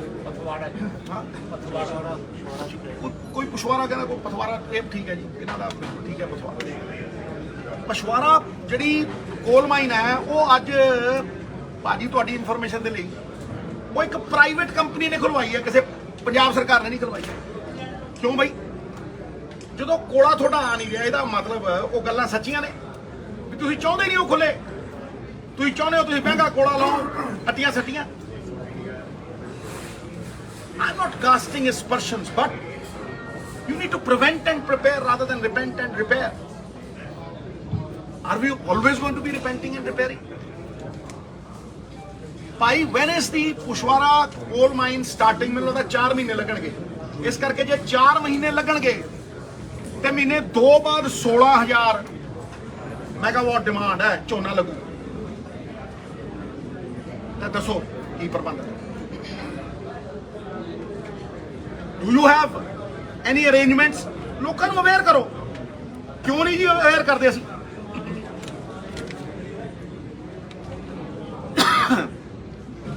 ਇੱਕ ਗੱਲ ਦੀ ਮੈਂ ਤਾਰੀਫ ਕਰਦਾ, ਜਿਹੜੀ ਕਿ ਮੈਂ ਪੰਜਾਬ ਮਾਡਲ 'ਚ ਕਹਿੰਦਾ ਹੁੰਦਾ ਸੀ ਕਿ ਦਾਲਾਂ ਦੇ ਉੱਤੇ MSP ਦੇਾਂਗੇ, ਕਹਿੰਦਾ ਸੀ ਦੱਸੋ, ਕਹਿੰਦਾ ਸੀ ਆਇਲ ਸੀਡ, ਦਾਲਾਂ, ਮੱਕੀ। ਅੱਜ ਚੀਫ ਮਿਨਿਸਟਰ ਨੇ ਮੰਨ ਲਿਆ ਵੀ ਦਿੱਲੀ ਨਹੀਂ, ਅਸੀਂ ਪੰਜਾਬ ਮਾਡਲ ਤੇ ਹੀ ਚੱਲਦੇ। ਉਹ ਕਹਿੰਦਾ ਮੱਕੀ ਤੇ ਦੇਾਂਗੇ, ਵਧੀਆ ਗੱਲ ਹੈ। ਤੇ ਮੂੰਗੀ ਦੀ ਦਾਲ ਤੇ ਦੇਾਂਗੇ, ਬੜੀ ਵਧੀਆ ਗੱਲ ਹੈ। ਡਾਈਵਰਸਿਫਿਕੇਸ਼ਨ ਦਾ ਇੱਕ ਬਹੁਤ ਹੀ ਵਧੀਆ ਤਰੀਕਾ ਹੈ। ਕੋਈ ਇਹ ਮਤਲਬ ਠੇਕਾ ਥੋੜਾ ਲਿਆ ਕ੍ਰਿਟਿਸਾਈਜ਼ ਕਰਨ ਦਾ। ਜਿਹੜੀ ਗੱਲ ਚੰਗੀ ਹੈ ਭਾਈ, ਕ੍ਰੈਡਿਟ ਤੇਰਾ, ਇਤਿਹਾਸ ਤੇਰਾ, ਤਾਕਤ ਤੇਰੀ, ਲੋਕਾਂ ਨੇ ਦਿੱਤੀ, ਲਾ ਜੈ ਜੈਕਾਰ। We cannot afford tubewells anymore. Loan ਲੈ ਕੇ, ਕਰਜ਼ਾ ਲੈ ਕੇ ਟਿਊਬਵੈਲ ਲਾਉਣੇ ਆ, ਫਿਰ ਪਾਣੀ ਕੱਢੀਏ ਨਾ, ਡਾਰਕ ਜ਼ੋਨ ਬਣੀ ਜਾਂਦੇ ਆ। We need to diversify. ਤੇ ਵਾਟ ਬੈਟਰ ਵੇ ਕਿ ਜਿਹੜਾ ਤੁਸੀਂ ਦਾਲਾਂ ਬਾਹਰੋਂ ਲੈਂਦੇ ਆ। ਮੈਂ ਹਮੇਸ਼ਾ ਕਹਿੰਦਾ ਹੁੰਦਾ ਸੀ ਵਿਧਾਨ ਸਭਾ ਦੇ ਬਾਹਰ ਖੜ ਕੇ, ਸਾਲ ਪਹਿਲਾਂ ਮੈਂ ਕਿਹਾ ਕਿ ਭਾਈ ਦਾਲਾਂ ਜਿਹੜੀਆਂ ਤੁਸੀਂ ਆਟਾ ਦਾਲ ਸਕੀਮ ਲਈ ਬਾਹਰੋਂ ਇੰਪੋਰਟ ਕਰਦੇ ਹੋ, ਆਇਲ ਸੀਡ 70% ਇੰਡੀਆ ਇੰਪੋਰਟ ਕਰ ਰਿਹਾ। ਉਹ ਭਾਈ ਤੁਸੀਂ ਲਾਓ, ਹਰਿਆਣਾ ਕਰਦਾ, ਤੁਸੀਂ ਲਾਓ ਪੰਜਾਬ 'ਚ, ਦਾਲਾਂ ਲਾਓ, ਆਇਲ ਸੀਡ ਲਾਓ, ਉਹਨੂੰ ਫਿਨਿਸ਼ ਕਰੋ, ਤੇਲ ਬਣਾਓ, ਦਿਓ। That's a wonderful way of getting the state up, the revival, the resurrection. मैं उसकी तारीफ करता। ये दो ਵੱਡੇ ਮੁੱਦੇ ਨੇ ਸਾਹਿਬ। ਤੀਸਰਾ ਲਾਅ ਐਂਡ ਆਰਡਰ। ਹੁਣ ਮੈਂ ਮੇਨ ਗੱਲ ਦੇ ਉੱਤੇ ਆ ਰਿਹਾ। ਕੋਈ ਇਹ ਨਹੀਂ ਵੀ ਮੈਂ ਥਾਂ ਤੇ ਜਾਣਾ ਆਪਣੇ ਸਾਥੀਆਂ ਦੇ ਨਾਲ ਜਿਹੜੇ ਕਿ ਮੇਰੇ ਸਹਿਯੋਗੀ ਨਹੀਂ, ਮਤਲਬ ਮੇਰੀ ਜਿੰਦ ਜਾਨ ਨੇ। ਸਾਰੀ ਕਾਂਗਰਸ, ਕਦੇ ਕੋਈ ਆਇਆ ਹੁੰਦਾ, ਕਦੇ ਕੋਈ, ਅੱਜ ਵੀ 20-25 ਲੋਕ ਨੇ। ਨਵਤੇਜ ਕਹਿੰਦਾ ਭਾਜੀ ਮੈਂ ਤਾਂ ਇੰਨਾ ਹਤਾਸ਼ ਆ, ਮੈਂ ਪੱਗ ਨਹੀਂ ਬੰਨੀ ਪਿਛਲੇ 20-25, ਮੈਂ ਸਾਫਾ ਬਣਵਾਇਆ, ਮੈਂ ਦੇਖ ਸ਼ੀਸ਼ੇ 'ਚ ਕਿੰਨਾ ਸਮਾਰਟ ਲੱਗਦਾ। ਚੱਲ ਚਲੀਏ, ਆਪਾਂ ਪੰਜਾਬ ਲਈ ਲੜਾਂਗੇ। ਦੇਖੋ, ਪੰਜਾਬ ਲਈ ਲੜਨਾ ਇਜ਼ ਅ ਹਿਊਜ ਮੋਟੀਵੇਸ਼ਨ। ਇਹ ਕੋਈ ਉਹਦੇ ਦੀ ਲੜਾਈ ਥੋੜਾ ਨਾ, ਸਮਝੋ ਮੇਰੀ ਗੱਲ। ਇਸ ਕਰਕੇ ਅਸੀਂ ਵੀ will continue to do it. ਔਰ ਸਭ ਤੋਂ ਵੱਡੀ ਗੱਲ ਜਿਹੜੀ ਮੈਂ ਤੁਹਾਨੂੰ ਦੱਸਣਾ ਚਾਹੁੰਦਾ, ਮੈਂ ਪਰਸੋਂ ਗਵਰਨਰ ਸਾਹਿਬ ਨੂੰ ਮਿਲ ਰਿਹਾ। I have already taken time. ਇਹ ਕੋਈ ਫਾਰਮੈਲਿਟੀਆਂ ਨਹੀਂ ਹੋ ਰਹੀਆਂ, ਤੁਰਤੇ ਹੀ ਜਾਵਾਂਗੇ। ਪਰਸੋਂ Thursday I am meeting the governor, ਸਾਥੀਆਂ ਦੇ ਨਾਲ। ਜਿਹੜਾ ਬੰਦਾ ਆਣਾ ਚਾਹਵੇ ਪੰਜਾਬ ਦਾ ਹਿਤੈਸ਼ੀ ਇਜ਼ ਮੋਸਟ ਵੈਲਕਮ। ਪ੍ਰਧਾਨ ਆਉਣਾ ਚਾਹਵੇ, ਮੈਂ ਪਿੱਛੇ ਹਟ ਜੂ, ਪ੍ਰਧਾਨ ਅੱਗੇ ਲਾ ਦੇਂਗੇ, ਉਹਦਾ ਹੱਕ ਹੈ। ਸਮਝੋ, ਮੈਂ ਗਵਰਨਰ ਸਾਹਿਬ ਨੂੰ 11 ਵਜੇ, ਉਹਨਾਂ ਨੇ 3 ਮੈਂਬਰ ਦਾ ਡੈਲੀਗੇਸ਼ਨ ਮੰਗਿਆ ਸੀ, ਨਾਮ ਲਿਖਾਤੇ ਸੀ। ਵੈਸੇ ਨਾਮ ਪਹਿਲਾਂ ਲਿਖਾਉਣੇ ਪੈਂਦੇ, ਅਸੀਂ 3 ਨਾਮ ਦੇ ਚੁੱਕੇ ਹਾਂ। ਰਾਈਟ, 11 ਵਜੇ ਅਸੀਂ ਜਾਵਾਂਗੇ। ਉੱਥੇ ਜਿਹੜਾ ਬੰਦਾ, ਨਾ ਮੈਂ ਕਦੇ ਪ੍ਰੈਸ ਤੋਂ ਭੱਜਿਆ, ਨਾ ਮੈਂ ਬੰਦ ਕਮਰਿਆਂ ਦੇ ਵਿੱਚ ਕੋਟ ਪੈਂਟ ਪਾ ਕੇ ਗੱਲਾਂ ਕਰਦਾ। ਮੈਂ ਤਾਂ ਸ਼ਰੇਆਮ ਸਾਰਿਆਂ ਦੇ ਸਾਹਮਣੇ ਗੱਲ ਕਰਦਾ। ਔਰ ਜਵਾਬਦੇਹੀ ਹੋਣ ਦੀ ਤਾਕਤ ਹੈ ਮੇਰੇ 'ਚ, ਮੋਰਲ ਅਥਾਰਟੀ ਹੈ ਮੇਰੇ 'ਚ। ਇਸ ਕਰਕੇ 11 o'clock Thursday about the burning issues of Punjab। Sir ਨਾਮ ਵੀ ਦੱਸ ਦਿਓ, ਕੌਣ ਜਾ ਰਹੇ ਜੀ? ਅਸੀਂ ਦੇਖੋ ਲਾਅ ਐਂਡ ਆਰਡਰ ਤੇ ਵੀ ਗੱਲ ਕਰਾਂਗੇ। ਆਉਣ ਵਾਲੀ ਵਿੱਤੀ ਜਿਹੜੀ ਪਰਿਸਥਿਤੀ ਹੈ, financial condition of the state, we will talk about electricity, ਕਿ 2 ਮਹੀਨਿਆਂ ਬਾਅਦ ਕਿਸੇ ਨੂੰ ਦਿੱਕਤ ਨਾ ਹੋਵੇ। ਹੋਰ ਕੁਝ ਹੋਰ ਵੀ ਹੋ ਸਕਦਾ ਹੈ। We will go and tell governor ਸਾਹਿਬ ਸਰ ਇਹ ਇhtiyat ਵਰਤੇ ਜਾਣ, ਤਾਂ ਕਿ ਪੰਜਾਬ ਦੇ ਲੋਕਾਂ ਨੂੰ ਉਹ ਸਹੂਲਤ ਮਿਲੇ। ਇਹ ਬੜੀ ਵੱਡੀ ਮੋਟੀਵੇਸ਼ਨ ਹੈ ਸਾਡੀ। And we'll do it on Thursday. All are invited. ਹੁਣ ਮਹਾਰਾਜ, ਮੈਂ ਇੱਕ ਬੇਨਤੀ ਕਰਨਾ ਚਾਹੁੰਦਾ, ਤੁਸੀਂ ਇੱਕ ਇੱਕ ਕਰਕੇ ਸਵਾਲ ਪੁੱਛੋ। ਪਹਿਲਾਂ ਹੱਥ ਜੋੜ ਕੇ, ਪਹਿਲਾਂ ਇੱਕ ਮਿੰਟ। ਦੂਜੀ ਗੱਲ, ਮੁੱਦੇ ਇਹ ਸੀ, ਕਦੇ ਸਵਾਲ ਪੁੱਛ ਕੇ ਮੁੱਦੇ ਹੀ ਨਾ ਕਿਸੇ ਹੋਰ ਪਾਸੇ। ਇੱਕ ਮਿੰਟ ਭਾਜੀ, ਦੇਖੋ ਪਲੀਜ਼, ਮੈਂ ਕਿਤੇ ਨਹੀਂ ਜਾਣਾ ਜਦ ਤੁਸੀਂ ਸਵਾਲ ਪੁੱਛਣੇ। ਉਹ ਵੀ ਕਲੀਅਰ ਕਰ ਹੀ ਦਿਓ ਜੀ। ਮੈਂ ਇੱਕ ਮਿੰਟ, ਇਹ ਅਸਲੀ ਪੰਜਾਬ ਦੇ ਲੋਕਾਂ ਦੀ ਜ਼ਿੰਦਗੀ ਨੂੰ ਬਿਹਤਰ ਕਰਨ ਦੀਆਂ ਗੱਲਾਂ ਨੇ। ਇਹ ਮੁੱਦਿਆਂ ਦੀ ਪਹਿਰੇਦਾਰੀ ਹੈ ਜਿਹਦਾ ਬੀੜਾ ਅਸੀਂ ਚੁੱਕਿਆ, ਔਰ ਕਾਂਗਰਸ ਇਹ ਕਰਦੀ ਰਹੇਗੀ। ਸਮਝੋ ਮੇਰੀ ਗੱਲ। ਮੈਂ ਕਰਾਂਗਾ, ਪ੍ਰਧਾਨ ਕਰੇਗਾ, ਬਾਜਵਾ ਸਾਹਿਬ ਕਰਨਗੇ, ਸਾਰੇ ਕਰਨਗੇ। ਅੱਜ ਉਹਨਾਂ ਨੇ ਕਿਹਾ ਮੈਂ ਕਰਾਂ, ਮੈਂ ਮੋਸਟ ਵੈਲਕਮ। 2 ਦਿਨ ਪਹਿਲਾਂ ਰਾਜੇ ਦਾ ਫੋਨ ਆਇਆ ਮੈਨੂੰ, ਕਹਿੰਦਾ ਭਾਜੀ ਮੈਂ ਆਉਣਾ। ਮੈਂ ਹੁਣੇ ਆ ਜਾ, ਅੱਜ ਹੀ ਆ ਜਾ। 4 ਬੰਦੇ ਸੀਗੇ ਨਾਲ, ਮੈਂ ਕਿਹਾ ਜੀ ਅੱਜ ਹੀ ਆ ਜਾ। ਕਹਿੰਦਾ ਨਹੀਂ ਭਾਜੀ ਮੈਂ 2 ਦਿਨਾਂ ਬਾਅਦ ਆਉਂਗਾ। ਮੈਂ ਮੋਸਟ ਵੈਲਕਮ। ਠੀਕ ਹੈ, ਉਹ ਲੋਕਾਂ ਦੇ ਘਰਾਂ ਜਾ ਰਿਹਾ। ਜਦੋਂ ਮੇਰੇ ਘਰੇ ਆਊਗਾ ਸਾਰੇ ਦਰਵਾਜ਼ੇ ਖੁੱਲੇ, ਅੱਜ ਤੱਕ ਨਹੀਂ ਆਇਆ। ਚਲੋ ਕੋਈ ਗੱਲ ਨਹੀਂ, ਜਿੱਦਣ ਆਉਣਾ ਚਾਹੇ ਉਦੋਂ ਆ ਸਕਦਾ। ਮੈਂ ਪਬਲਿਕਲੀ ਕਹਿ ਰਿਹਾ। ਠੀਕ ਹੈ ਜੀ। ਜਿੱਦਣ ਉਹ ਅੰਮ੍ਰਿਤਸਰ ਆਇਆ 10 ਦਿਨ ਪਹਿਲਾਂ ਪ੍ਰੋਗਰਾਮ ਬਣਿਆ ਹੋਇਆ ਸੀਗਾ ਢਿੱਲੋਂ ਸਾਹਿਬ। ਇਟ ਵਾਸ ਮੇਡ ਟੈਕ, ਤੁਸੀਂ ਮੇਰੇ ਟਵਿੱਟਰ ਤੇ ਜਾਇਓ। ਮੈਂ ਢਿੱਲੋਂ ਸਾਹਿਬ ਦੇ ਘਰੇ ਗਿਆ ਸੀਗਾ, ਉਹਨਾਂ ਦੀ ਸਿਹਤ ਠੀਕ ਨਹੀਂ ਸੀ, ਜਿਹੜਾ ਬਲੱਡ ਕਲੌਟ, ਤੇ ਮੈਂ ਉਹਨਾਂ ਦੇ ਘਰੇ ਗਿਆ ਸੀ। ਉੱਥੇ ਮੈਂ ਉਹਨਾਂ ਨੂੰ ਕਿਹਾ, ਮੈਂ ਕਿਹਾ ਸਰ ਤੁਸੀਂ ਦੱਸੋ ਕਦੋਂ ਠੀਕ ਹੋਏ। ਕਹਿੰਦਾ ਮੈਂ ਯਾਰ ਤੂੰ ਆਇਆ ਹੁਣ ਮੈਂ ਤੇ ਘੋੜੇ ਵਰਗਾ ਹੋ ਜਾਣਾ। ਤੇ ਮੈਂ ਕਿਹਾ ਜੀ ਤੁਸੀਂ ਜਦੋਂ ਹੋ ਜਾਣਾ ਮੈਨੂੰ ਫੋਨ ਕਰਨਾ। ਕਹਿੰਦੇ 10 ਦਿਨਾਂ ਬਾਅਦ ਮੇਰੇ ਕੋਲ ਘਰੇ ਆਣਾ ਉੱਥੇ। ਮੈਂ ਕਿਹਾ ਜੀ ਮੈਂ ਉਦੋਂ date fix. So this is what I had to say. ਮੈਂ ਹੁਣ ਇੱਕ ਇੱਕ ਕਰਕੇ ਤੁਸੀਂ ਜੋ ਸਵਾਲ ਪੁੱਛਣਾ ਜ਼ਿਆਦਾ ਨਾ ਪੁੱਛਣਾ, ਤਾਂ ਕਿ ਉਹ ਮੁੱਦੇ ਹਾਈਲਾਈਟ ਕਰਨਾ। ਇਹ ਮੇਰੀ ਰਿਕੁਐਸਟ ਹੈ ਮੈਡਮ। ਅੱਛਾ ਸਿੱਧੂ ਸਾਹਿਬ ਤੁਸੀਂ ਕਿਹਾ ਸੀਗਾ ਪਹਿਲਾਂ, ਅੱਛਾ ਫਿਰ ਤੁਹਾਨੂੰ ਲੇਡੀਜ਼ ਫਸਟ। ਲੇਡੀਜ਼ ਸਰ ਤੁਸੀਂ ਮੁੱਦਾ ਚੱਕਿਆ ਬਿਜਲੀ ਦਾ, ਤੁਹਾਨੂੰ ਡਾਊਟ ਹੈ ਕਿ ਸਰਕਾਰ ਨੇ ਐਲਾਨ ਕੀਤਾ ਪਰ ਇੰਪਲੀਮੈਂਟੇਸ਼ਨ ਨਹੀਂ ਹੋਊਗੀ। ਜਿਸ ਤਰ੍ਹਾਂ ਤੁਸੀਂ ਕਿਹਾ ਵੀ ਸਰਕਾਰ ਕੋਲੇ ਪੈਸਾ ਹੈ ਨਹੀਂ, ਤਾਂ ਇਹ ਪਿਛਲੀ ਵਾਰ ਵੀ ਇਹ ਜਿਹੀਆਂ ਗੱਲਾਂ ਤੁਹਾਡੀ ਸਰਕਾਰ ਦੇ ਵਿੱਚ ਵੀ ਹੋਈਆਂ। ਅਲਟੀਮੇਟਲੀ ਤਾਂ ਲੋਕ ਸਫਰ ਕਰਦੇ, ਇਹਦਾ ਵੇ ਆਊਟ ਕੀ ਤੁਸੀਂ ਦੱਸ ਸਕਦੇ ਹੋ? ਦੇਖੋ ਇਹਦਾ ਵੇ ਆਊਟ ਮੈਂ ਉਦੋਂ ਵੀ ਦੱਸਦਾ ਸੀਗਾ, ਅੱਜ ਵੀ ਮੈਂ ਕਿਹਾ। ਇਹਦਾ ਵੇ ਆਊਟ ਇਹ ਹੈ ਕਿ ਪਾਲਿਸੀ ਡਰਿਵਨ ਬਜਟਰੀ ਐਲੋਕੇਸ਼ਨ। ਪਾਲਿਸੀ ਬਣਾਉਣ ਨੂੰ ਭੈਣ ਜੀ ਤੁਹਾਨੂੰ ਬਹੁਤ ਰਿਸਰਚ ਕਰਨੀ ਪਏਗੀ, ਤੁਹਾਨੂੰ ਬਹੁਤ ਕੁਝ ਦੇਖਣਾ ਪਏਗਾ, ਤੁਹਾਨੂੰ ਸਟੱਡੀਜ਼ ਕਰਨੀਆਂ ਪੈਣਗੀਆਂ, ਫਿਰ ਤੁਹਾਡੀ ਪਾਲਿਸੀ ਬਣੇਗੀ। ਫਿਰ ਉਹ ਪਾਲਿਸੀ ਨੂੰ ਲਾਗੂ ਕਰਨ ਦੇ ਲਈ ਪੈਸੇ ਕਿੰਨੇ ਲੱਗਣਗੇ, ਉਹ ਬਜਟਰੀ ਐਲੋਕੇਸ਼ਨ ਹੋਏਗੀ। ਫਿਰ ਉਹ ਬਜਟਰੀ ਐਲੋਕੇਸ਼ਨ ਜਿਹੜੀ ਹੈ ਬਜਟ 'ਚ ਪਾਸ ਹੋਏਗੀ, ਤਾਂ ਜਾ ਕੇ ਉਹ ਜ਼ਮੀਨ ਦੇ ਉੱਤੇ ਲਾਗੂ ਹੋਏਗੀ। ਨਹੀਂ ਤੇ ਗੱਲਾਂ ਦਾ ਕੜਾ ਜਿਹੜਾ ਸਾਰਾ ਹੀ ਵਰਤਾਈ ਜਾਂਦੀ ਹੈ। ਔਰ ਮੈਂ ਪਹਿਲੇ ਦਿਨ ਦਾ ਕਹਿਣਾ ਕਿ ਜੇ ਪੰਜਾਬ ਆਏਗਾ ਸਹੀ ਰਾਹ ਦੇ ਉੱਤੇ ਤੇ ਨੀਤੀਗਤ ਦੇ ਨੀਤੀਆਂ ਦੇ ਨਾਲ। Next question sir. Sidhu Sahib SYL ਨੂੰ ਲੈ ਕੇ ਦੀ ਗੱਲ ਕੀਤੀ ਸੀ। ਪੰਜਾਬ ਸਰਕਾਰ ਦੇ ਕਿਹਨਾਂ ਦੀ ਗੱਲ ਕੀਤੀ ਸਰ? ਦਾਲ ਸਰੋਂ ਦੀ ਪੰਜਾਬ ਦੇ ਵਿੱਚ ਸਰਵ ਸਟੇਸ਼ਨ ਇੱਕੋ ਇੱਕ ਸੀਗਾ ਬਠਿੰਡੇ ਦੇ ਵਿੱਚ। ਪਹਿਲਾਂ ਉਹ ਸਟੇਡੀਅਮ ਬਣਾਇਆ, ਇੱਥੇ ਬਰਾਨੀ ਇਲਾਕਾ ਸੀਗਾ, ਉਹ ਖਤਮ ਕਰਤਾ। ਸ਼ੁਕਰ ਆ ਚਲੋ ਕਾਂਗਰਸ ਦੀ ਸਰਕਾਰ ਨਹੀਂ ਆਈ ਤਾਂ ਸਾਡਾ ਫਰੂਟ ਰਿਸਰਚ ਸਟੇਸ਼ਨ ਵੀ ਸਟੇਡੀਅਮ ਦੀ ਭੇਟ ਚੜ ਜਾਣਾ ਸੀ। ਮੱਤੇਵਾਲ ਉਹ ਵੀ ਜਿਹੜਾ ਕੀ ਕਹਿੰਦੇ ਆ ਸੋਇਆਬੀਨ ਦਾ ਰਿਸਰਚ ਸਟੇਸ਼ਨ ਹੈ, ਉਹਦੇ ਉੱਤੇ ਵੀ ਅੱਖ ਰੱਖ ਲਈ। ਪੰਜਾਬ ਐਗਰੀਕਲਚਰ ਯੂਨੀਵਰਸਿਟੀ ਦੇ ਜਿੰਨੇ ਸਬ ਰਿਸਰਚ ਸਟੇਸ਼ਨ ਨੇ ਸਾਰਿਆਂ ਨੂੰ ਖਤਮ ਕੀਤਾ ਜਾ ਰਿਹਾ। ਰਿਸਰਚ ਜ਼ੀਰੋ ਹੈ, ਪਿੰਡਾਂ ਦੇ ਵਿੱਚ ਕੋਈ ਸਾਇੰਟਿਸਟ ਨਹੀਂ ਜਾ ਰਿਹਾ। ਫਿਰ ਦਾਲਾਂ ਲੱਗਣਗੀਆਂ ਕਿਵੇਂ ਤੇ ਵਿਕਣਗੀਆਂ? ਬੜਾ ਵਧੀਆ ਸਵਾਲ। ਦੇਖੋ ਭਾਜੀ ਮੈਂ ਆਪਣੀ ਗੱਲ ਨੂੰ ਰੀਇਟਰੇਟ ਕਰਦਾ, ਜਿਹੜੀਆਂ ਗੱਲਾਂ ਮੈਂ ਪਹਿਲਾਂ ਦੁਹਰਾਈਆਂ ਨੇ ਉਹਨਾਂ ਨੂੰ ਸ਼ਾਇਦ ਬਾਰ-ਬਾਰ ਦੁਹਰਾਉਣਾ ਚਾਹੀਦਾ। ਮੈਂ ਇੱਕ ਗੱਲ ਕਹੀ ਸੀ ਕਿ ਪੰਜਾਬ ਦੇ ਲਾਅ ਐਂਡ ਆਰਡਰ ਦੇ ਮਸਲਿਆਂ ਨੂੰ ਛੱਡ ਕੇ ਪੰਜਾਬ ਦੀ ਹਰ ਸਮੱਸਿਆ ਦਾ ਹੱਲ ਇਨਕਮ। ਤੁਸੀਂ ਅਗਰ ਰਿਸਰਚ ਸੈਂਟਰ ਖੋਲ੍ਹਣਾ ਹੈ, ਤੁਸੀਂ ਅਗਰ ਕੋਈ ਵੀ ਸੈਂਟਰ ਖੋਲ੍ਹਣਾ ਹੈ, ਤੁਹਾਨੂੰ ਉਹਨੂੰ ਚਲਾਉਣ ਦੇ ਲਈ ਪੈਸੇ ਚਾਹੀਦੇ ਆ। ਸਮਝੇ? ਇਨਕਮ ਤਾਂ ਸਾਰੀ ਲੋਕਾਂ ਦੀ ਨਿੱਜੀ ਜੇਬ 'ਚ ਜਾਈ ਜਾਂਦੀ ਹੈ। ਉਸ ਮਾਫੀਏ ਦੇ ਖਿਲਾਫ ਮੈਂ ਲੜਿਆ ਔਰ ਮੈਂ ਪਹਿਲੇ ਦਿਨ ਤੋਂ, ਪਹਿਲੀ ਕੈਬਨਿਟ ਤੋਂ ਸੱਤਾ ਨਹੀਂ ਮਾਣੀ, ਉਸ ਸੱਤਾ ਨੂੰ ਸਵਾਲ ਕੀਤੇ ਵੀ ਮਹਾਰਾਜ ਲਾਓ ਇਹ ਪਾਲਿਸੀ। ਇੱਕੋ ਚੀਜ਼ ਐਸੀ ਹੈ ਜਿਹੜੀ GST ਤੋਂ ਬਾਹਰ ਹੈ, ਰੇਤਾ, ਸ਼ਰਾਬ, ਲਾਓ ਵੈਟ। ਜੇ ਤਾਮਿਲਨਾਡੂ 36,000 ਕਰੋੜ ਰੁਪਇਆ ਕੱਢ ਸਕਦਾ ਹੈ ਔਰ ਬਗੈਰ ਅੱਧੀ ਖਪਤ ਸਾਡੀ ਡਬਲ, ਤੇ ਭਾਈ ਅਸੀਂ ਕਿਉਂ ਨਹੀਂ? ਨੌਕਰੀਆਂ ਆਪਣੇ ਆਪ ਆਣਗੀਆਂ। ਉਹ 40,000 ਨੂੰ ਦਿੰਦੇ ਆ, 300 ਕਰੋੜ ਰੁਪਏ ਦੀ ਨੌਕਰੀ ਦਿੰਦੇ ਆ, ਠੀਕ ਹੈ ਜੀ। ਰੇਤਾ, ਪਰ ਕਿਉਂਕਿ ਪੰਜਾਬ ਦੇ ਵਿੱਚ ਠੇਕੇਦਾਰੀ ਸਿਸਟਮ ਹੈ ਔਰ ਠੇਕੇਦਾਰ ਅੱਗੇ ਹੈ ਤੇ ਪਿੱਛੇ ਕੋਈ ਹੋਰ ਹੈ, ਤੁਹਾਨੂੰ ਵੀ ਪਤਾ ਕਿਹੜਾ ਹੈ, ਕਿਸੇ ਦਾ ਕੁੱਕ ਹੈ ਤੇ ਕਿਸੇ ਦਾ ਕੋਈ ਹੈ। ਸਮਝੋ ਮੇਰੀ ਗੱਲ? ਉਹ ਠੇਕੇਦਾਰੀ ਸਿਸਟਮ ਦੇ ਪਿੱਛੇ ਖੜਾ ਪੋਲੀਟੀਸ਼ੀਅਨ ਜਾਂ ਕੋਈ ਹੋਰ ਕੋਈ ਵੀ ਹੋ ਸਕਦਾ ਹੈ, ਠੀਕ ਹੈ ਜੀ। ਮੈਂ ਕਿਸੇ ਦਾ ਨਾਮ ਲਿੱਤਾ ਹੀ ਨਹੀਂ ਅਜੇ ਤੱਕ। ਉਹ ਆਨੰਦ ਮਾਣ ਰਹੇ ਨੇ, ਕਾਟਲ ਬਣੇ ਹੋਏ ਨੇ, ਕਾਟਲ। ਕੱਢੋ L1 ਦੇ ਲਾਇਸੈਂਸ 15,000 ਕਰੋੜ ਰੁਪਏ ਇਹਦੇ ਰਿਸ਼ਤੇਦਾਰਾਂ ਕੋਲ ਨੇ, ਪਿਛਲੇ ਵੀ ਕੱਢ ਲਓ। ਚਲੋ ਡੰਕੇ ਦੀ ਚੋਟ ਤੇ ਕਹਿੰਦਾ ਇਹੀ ਹੈ ਇਮਾਨਦਾਰੀ ਦੀ ਤਾਕਤ, ਇਹ ਮੋਰਲ ਅਥਾਰਟੀ ਦੀ ਤਾਕਤ ਹੈ। ਸਵਾਲ ਕਰਨ ਵਾਲਾ ਉਹੀ ਹੋ ਸਕਦਾ, ਨਹੀਂ ਤਾਂ ਪਰਾਏ ਪੁੱਤ ਫੱਟਦੇ ਨੇ, ਬਾਹਰ ਮਰੋੜ ਕੇ ਹੀ ਨਹੀਂ ਭੇਜ ਦਿੰਦੇ। ਅੱਛਾ ਸਰ ਦੂਸਰੀ ਗੱਲ ਜੀ, ਅੱਛਾ ਦੂਸਰੀ ਗੱਲ ਸਰ ਇਹ ਸੀਗਾ ਇਹਦੇ ਉੱਤੇ ਜਿਹੜੀਆਂ ਗਵਰਨਮੈਂਟ ਰਿਸਰਚ ਲੈਂਡਸ ਨੇ, ਕੀ ਇਹਨਾਂ ਦੇ ਉੱਤੇ ਜਿਹੜਾ ਵੇਚਣ ਦੀ ਪਿਛਲੇ ਰੀਤ ਚੱਲ ਰਹੀ ਹੈ ਸਰਕਾਰਾਂ ਦੀ, ਕੀ ਬੰਦ ਨਹੀਂ ਹੋਣੀ ਚਾਹੀਦੀ? You are the custodian of the land. Absolutely right sir. ਤੁਸੀਂ ਜਿਹੜਾ 3 ਲੱਖ ਕਰੋੜ ਦੀ ਗੱਲ ਕਰਦੇ ਹੋ, 3 ਲੱਖ ਨਹੀਂ ਹੈ। ਇਹ ਬੜਾ ਕੈਟੇਗੋਰੀਕਲੀ ਤੁਸੀਂ ਬਹੁਤ ਸੋਹਣਾ ਸਵਾਲ ਕੀਤਾ ਹੈ। ਇਹ 5 ਲੱਖ ਕਰੋੜ ਹੈ, ਕਿਉਂਕਿ 5 ਲੱਖ ਕਰੋੜ ਚ ਸੌਫਟ ਲੋਨ ਨੇ।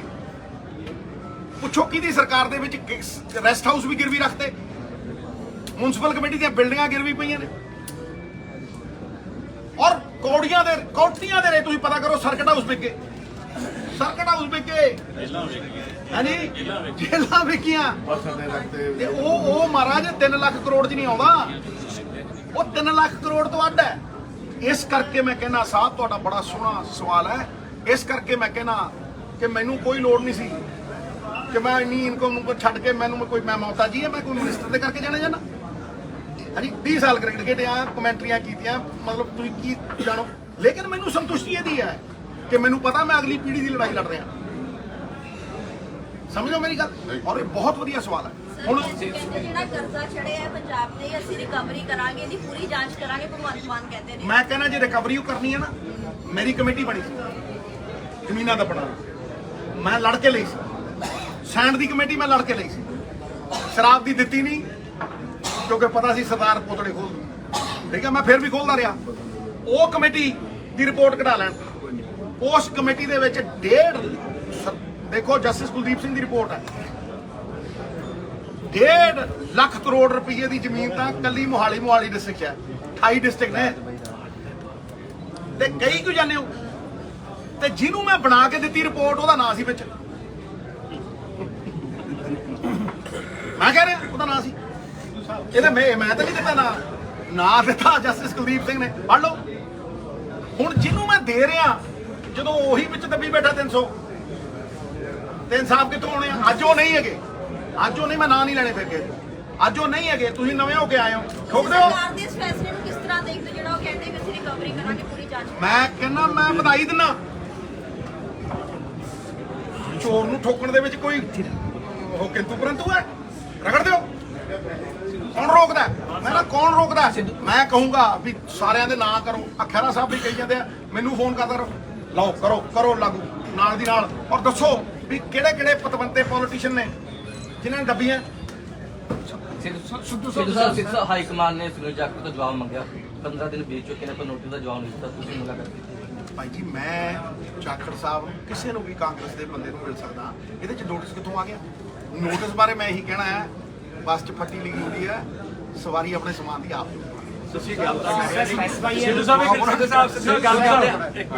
ਸੁਰਜੀਤ ਸਿੰਘ ਘਮਾਨ ਬੈਠੇ ਨੇ, ਰਾਜਾ ਵੜਿੰਗ ਦਾ ਵਿਰੋਧ ਕੀਤਾ ਸੀ, ਪਾਰਟੀ ਤੋਂ ਬਾਹਰ ਕੀਤਾ ਸੀ, ਪਰ ਅੱਜ ਤੁਹਾਡੇ ਨਾਲ ਬੈਠੇ ਨੇ। ਦੇਖੋ ਮੇਰੀ ਗੱਲ ਨੂੰ ਸੁਣੋ, ਮੈਂ ਪਾਰਟੀ ਸੀ, 100 ਬੰਦਿਆਂ ਨੇ ਮੇਰਾ ਵਿਰੋਧ ਕੀਤਾ, ਮੈਂ ਕੁਝ ਕਿਹਾ? ਨਹੀਂ ਜੀ, ਗੱਲ ਮੰਨਦੇ ਆ, ਸਹੀ ਮੰਨਦੇ ਹੋ? ਦੇਖੋ ਮੇਰੀ ਇੱਕ ਗੱਲ ਨੂੰ ਸਮਝ ਲਓ, ਮੈਂ ਧਮਾਨ ਨੂੰ ਇੱਕ ਐਸੈਟ ਬਣਾ ਪਹਿਲੇ ਦਿਨ ਤੋਂ। ਜਿਹੜਾ ਬੰਦਾ 3 ਵਾਰ ਐਮਐਲਏ ਬਣ ਗਿਆ, ਸਮਝਿਆ ਨਹੀਂ, ਔਰ ਜਿਹੜਾ ਬੰਦਾ ਆਪਣੇ ਸੂਬੇ ਦੇ ਵਿੱਚ, ਮੈਂ ਤੇ ਜਿਹੜਾ ਪ੍ਰਧਾਨ ਲਾਇਆ ਸੀ ਜ਼ਿਲ੍ਹੇ ਦਾ, ਮੈਂ ਤੈਨੂੰ ਪੁੱਛ ਕੇ ਲਾਇਆ ਜਸਵਿੰਦਰ ਨੂੰ ਇਲੈਕਸ਼ਨ ਲੜਾਈ। ਵੇਖੋ ਸਵਾਲ ਇੰਨਾ ਹੀ ਹੈ ਕਿ ਤੁਹਾਡੇ ਨਿੱਜੀ ਕਿਸੇ ਨਾਲ ਡਿਫਰੈਂਸ ਹੋ ਸਕਦੇ ਆ, ਹੁਣ ਇਹ ਡੈਮੋਕ੍ਰੇਸੀ ਦੀ ਬਿਊਟੀ ਹੈ ਕਿ ਤੁਸੀਂ ਕਿਸੇ ਨਾਲ ਤੁਹਾਡੇ ਡਿਫਰੈਂਸ ਹੁੰਦੇ ਨੇ, ਤੁਸੀਂ ਇੱਕ ਸੰਸਥਾ 'ਚ ਕੰਮ ਕਰਦੇ ਹੋ, ਡਿਫਰੈਂਸ, ਲੇਕਿਨ ਉਹਦਾ ਮਤਲਬ ਇਹ ਥੋੜਾ ਨਾ ਵੀ ਹੁਣ ਇੱਕ ਦੂਜੇ ਤੋਂ ਪਾਸੇ ਹੋ ਜੀ। ਮੈਂ ਮਿਲਦਾ ਜਾਖੜ ਸਾਹਿਬ ਨੂੰ ਮਿਲਦਾ, ਕਈ ਬੰਦਿਆਂ ਨੇ ਮੈਨੂੰ ਗਾਲਾਂ ਕੱਢੀਆਂ, ਮੈਂ ਜਵਾਬ ਵੀ ਨਹੀਂ ਦਿੰਦਾ, ਕਿਉਂਕਿ ਮੇਰੀ ਲੜਾਈ ਛੋਟੀ ਨਹੀਂ ਹੈ, ਨਿੱਜੀ ਨਹੀਂ ਹੈ, ਮੇਰੀ ਲੜਾਈ ਪੰਜਾਬ ਦੀ ਹੈ। ਮੈਨੂੰ ਮਾੜਾ ਕਹਿਣ ਨਾਲ ਮੈਂ ਮਾੜਾ ਹੋ ਜੂ?